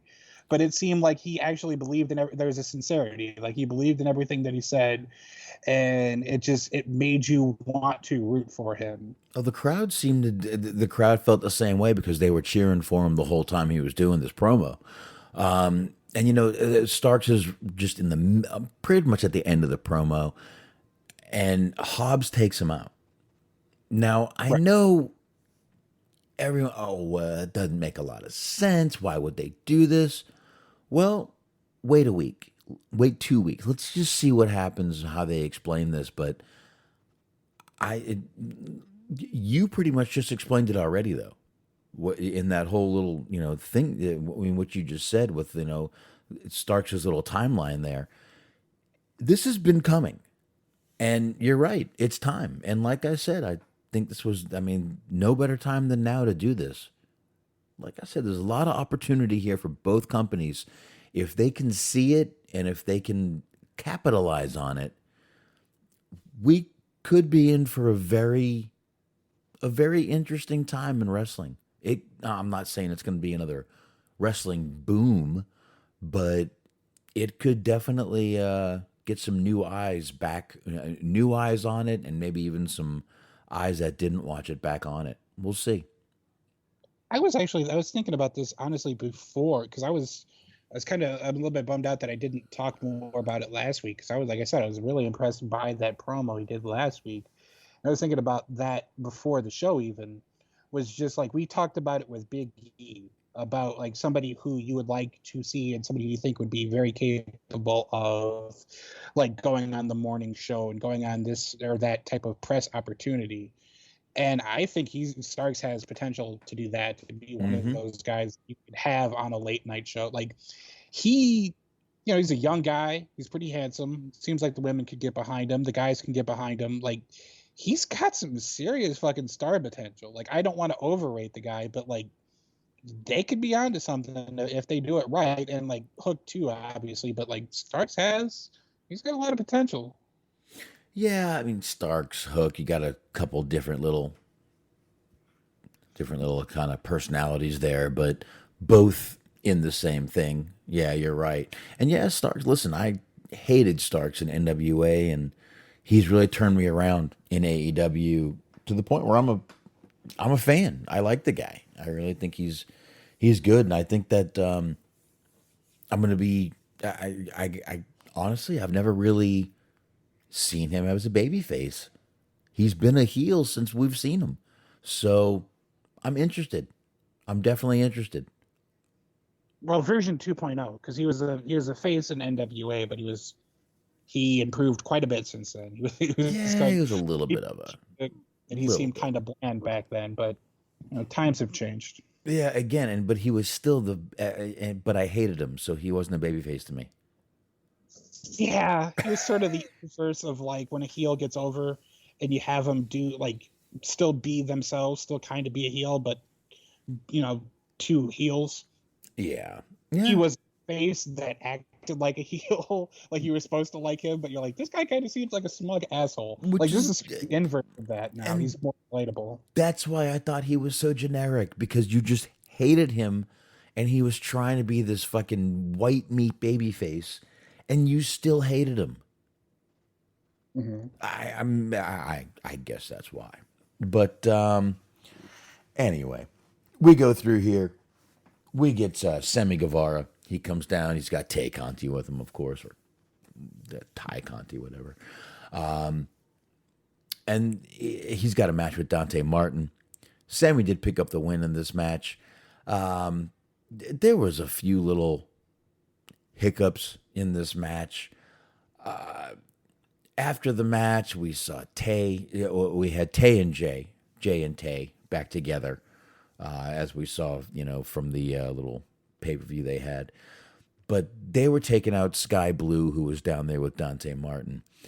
And then Ruby, Soho, and Ortiz came down for the save. And I don't know, man. It looks like I'm glad to see Ruby kind of getting a little more TV time now. So hopefully she can push through. And I guess she's part of I don't know now. I don't know what she is at this point, but I guess she's part of the not JAS crew. I don't know. Well, yeah, it's just the Blackpool Combat Club extended universe. 'Cause Yeah, I guess I don't even know what to call it at this point, but yeah, I guess so. well, yeah, I mean, and you don't know because they don't know. They haven't told us. But like, there's just it's Blackpool Combat Club, and then people that hate Chris Jericho, but Yeah, aren't necessarily aligned with Blackpool Combat Club, like Eddie Kingston. yeah, they need to streamline this a little bit.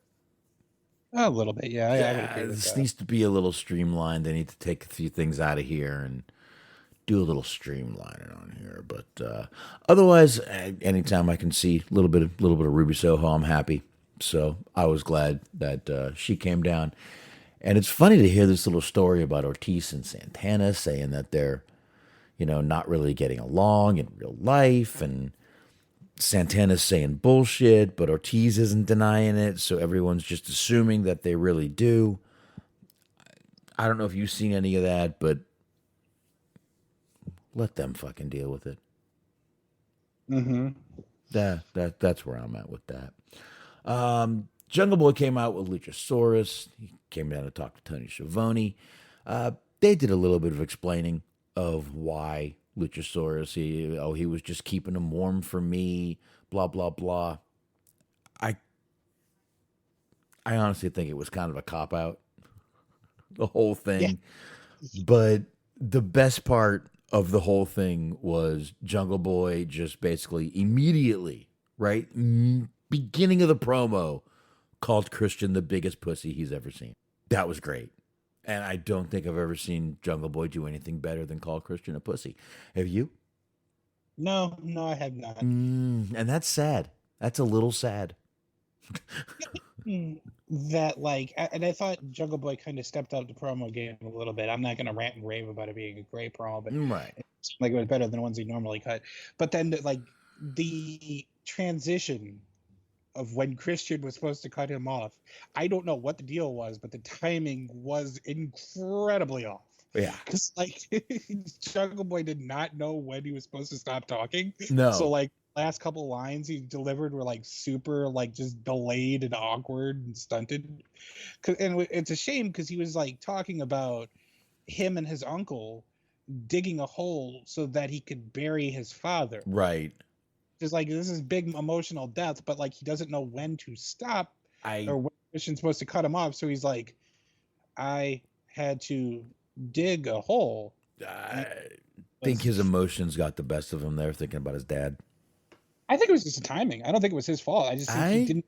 And Christian was supposed to come in, or Christian fucked his cue up, or something. I think it was a timing issue. I think Christian might have fucked it up, but I think also he might have gotten a little emotional and kind of got a little kind of crazy. Could be. Maybe. But I like that Jungle Boy and Luchasaurus are still together. I think they were a good pair, a good pairing. They worked well together. So I don't know. I just hope they keep this Luchasaurus, this dark mask Luchasaurus, and this kind of angry Jungle Boy together, because I think down the road this could lead to a heel tag team with them too. I really and not a bad one if Jungle Boy can keep improving on his promos. See, I think I've mentioned this before, but I always felt like if you're going to turn Jungle Boy heel, that MJF would be the perfect partner for him. Just too snobby, fucking. You just have Jungle Boy lean into, his upper class upbringing and shit like that. You just have him be just two rich, yuppie, smarmy assholes. The privileged 90210 dad. That would actually be a great fucking team name if you just called them the Privilege. It would be the Privileged Sons. Privileged. You're right. Just leave it at privileged. That actually would be fucking great. That would be good. That could be something to work on there. I like that. But we're gonna move on anyway. We get Tony Nese and Mark Sterling. For those who can't see Boxman is hanging his head low in disappointment and or shame. This was. Mm-hmm. Good point, actually. I really. Tony Nese is such a talented wrestler. And listen, I know he doesn't have the greatest personality. I know he doesn't have much of a character, but he is a talented wrestler. And for him to be, how do I say this? Sinking this low, to be teaming with a manager in a handicap match, I'm not happy about it. I really feel this guy is worth a lot more than they are giving him credit for in Tony Nese. I just feel they are. Swerve Strickland, he came off great in this match. Keith Lee was banned from ringside. Swerve did pick up the win. We saw Keith Lee knocked out after. And Tony Nese did take out Swerve from behind, giving him a little bit of a, maybe they're going to push him, but I really wish, I kind of wished he had taken out Mark Sterling and switched, because I think Tony Nese is a talented fucking wrestler. His in-ring work to me is great. I've always thought that of him. And I feel like he's sinking a bit. I don't know what you do with him. Because, like, yeah, he's a good in-ring performer, and he has a great look. Like, he looks impressive, but he has almost negative charisma. It's like if you stripped away Pac's charisma, you have Tony Nese. Yeah. I mean, but here's the thing. Mm-hmm. It's not my job to figure out what to do with him. Yeah. Nor yours. Well, I'm worried about the guy. I am too. But could a guy not be very charismatic because he's not happy where he's at? Mm-hmm. The thought that came into my mind was maybe just put him with House of Black. I don't know if that would work, but like, I don't know, some face paint, make him be spooky. I don't know. I would give him Ruby Soho and a older looking gentleman and CM Punk and make them the group from Superman 2. He could be Non, and Ruby Soho could be the girl, and you get CM Punk to be the Terrence Stamp character. I mean, if you're just giving Ruby Soho to people, I mean, I wouldn't mind. Oh, trust me, I wouldn't either. Sure. Little freak, although she'd probably be repulsed by penis because I believe she's a lesbian. But anyway. That is a strong... I don't think there's any proof of that.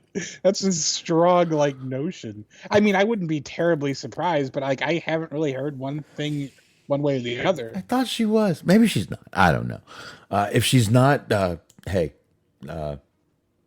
Hey. I'll just leave it at that. Hey. I don't know. There was like I will say there was like a GIF, I think, of like Survivor Series of her slapping Liv's ass, I think. Because it was like her, Liv, and Bailey were on the female Survivor Series team. It was like 2 years ago. Let me see if I can find that. Well, hey, and if she goes both ways, hey. Anyway, after that, we had Miyu Yamashita versus Thunder Rosa.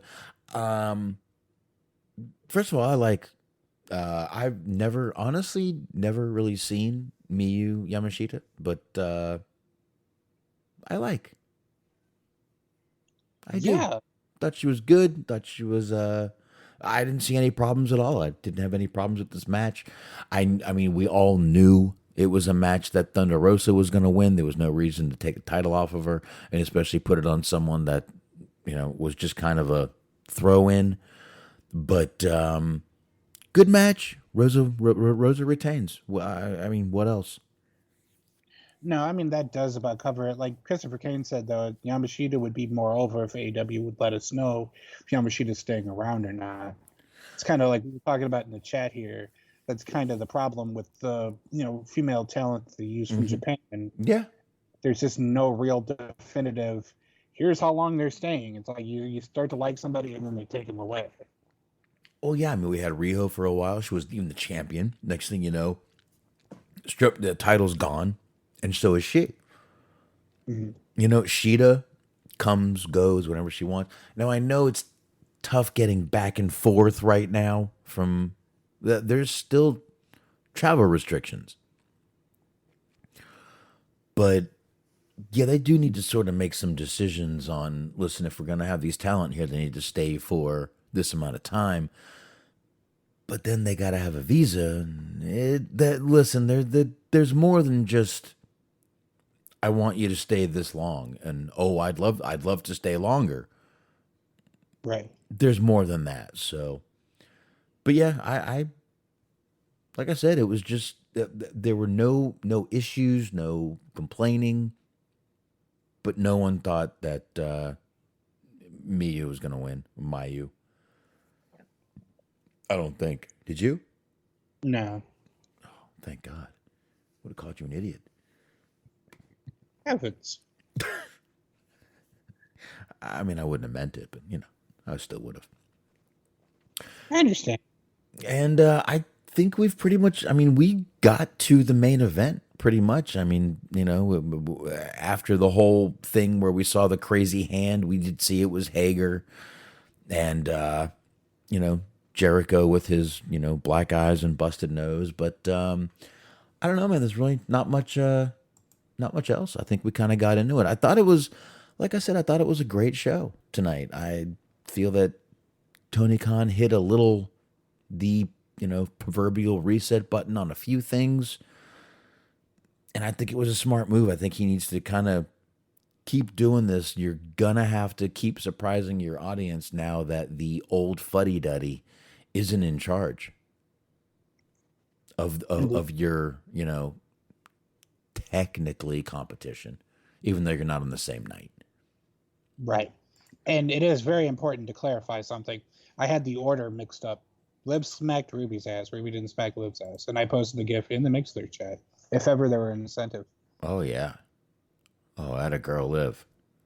Well, kind listen. of in the booty department, I will say. Because, you don't think that she has one because she's kind of a tiny girl, but... That was a nice little jiggle. But, you got to, even, baseball players smack each other on the ass. What are you going to do? Sports guys do it, too. What are you going to do? It's just good team camaraderie. That's what it is. He would have tried that with Bailey, she probably would have broke her wrist. Because that is a lot of booty. She probably would have. Like, that shit would still be jiggling to this day, and that pay-per-view was like 2 years ago. Liv would have come in with a cast. What happened? It's the ripple effect. I don't know. I tapped Bailey's booty, and next thing you know... Smack that ass, and that ass smacks me right back. Who knew it had a recoil? It's just an amazing... It's like its own thing. I don't know. It's basically a flubber. It's sentient. Just something you want to bury your face in. Fingers crossed this Saturday we get the wrist down. You do want to bury your face in her ass. But anyway. That would be one of the more enjoyable ways to die. It really would. Anyway, I think we're good. We've actually gone longer than I thought. And I think we can go ahead and wrap this bad boy up. What do you say? Yeah, there you go. Let's do it. All right, then let's do it. And let's go ahead and once again, let's be checking out the high marks. That's right, the Cheese Man, the Mojo, the Gee Whiz. That's right there on Sunday nights, 8:30 p.m. Eastern Time. And you should be checking them out where? Mixler.com/Metal Mitt Podcast Network. Don't forget that second T in Mitt. Metal Mitt Podcast Network. Check them out, definitely. And once again, while you're doing that, check out Bobby Anthem, Bobby Blades. They are the Inhumans on the human experience. Check them out on Apple, Google, all the usual podcast platforms. And, of course, while you're doing that, check out Eric, Doug, and Daniel on the Everything Unscripted Wrestling Podcast, the EUP Network. If you're on Blog Talk Radio, they can be found there and on all the usual podcast platforms also. And, of course, Stephen Milan, he's over there, letterboxd, boxd.com/Stephen Milan, 2 L's in Milan, over there reviewing films. And, again, I will be back on Hollywood Hangout. I was going to do a Redux, but I just don't think I'm going to have time this week. So I may do another music genre show this week. I'll see. I'm going to try to still do the movie that I wanted to do, but I'll see what happens in the next couple days. I've got some things to do after work, so. And go for it, Smark. That's right. Cheese and Sports returns August 15th. And in the meantime, you want to listen to Mojo and Dirk's Most Dastardly Show with Mojo and with Dirk. Funny how that works. And be sure to listen to Planet on Tour. It's Planet Rag Tour podcast with Bobby Anthem, Papa Dave Cecile, and Yark Nasty. All 16 episodes of Season 1 are available. 10 episodes of Season 2 is ongoing. Be sure to subscribe so you don't miss another episode. All right, folks, there you go. That is it. We are done. I appreciate everyone stopping by tonight. Great chat room tonight. Much greatly appreciated. And anyone downloading this show, thank you so much. And, of course, Smark, appreciate you joining me. And that is it. I'll be back Saturday. Smark will be back here Wednesday and on everywhere else. So there you go. On that note, Adios.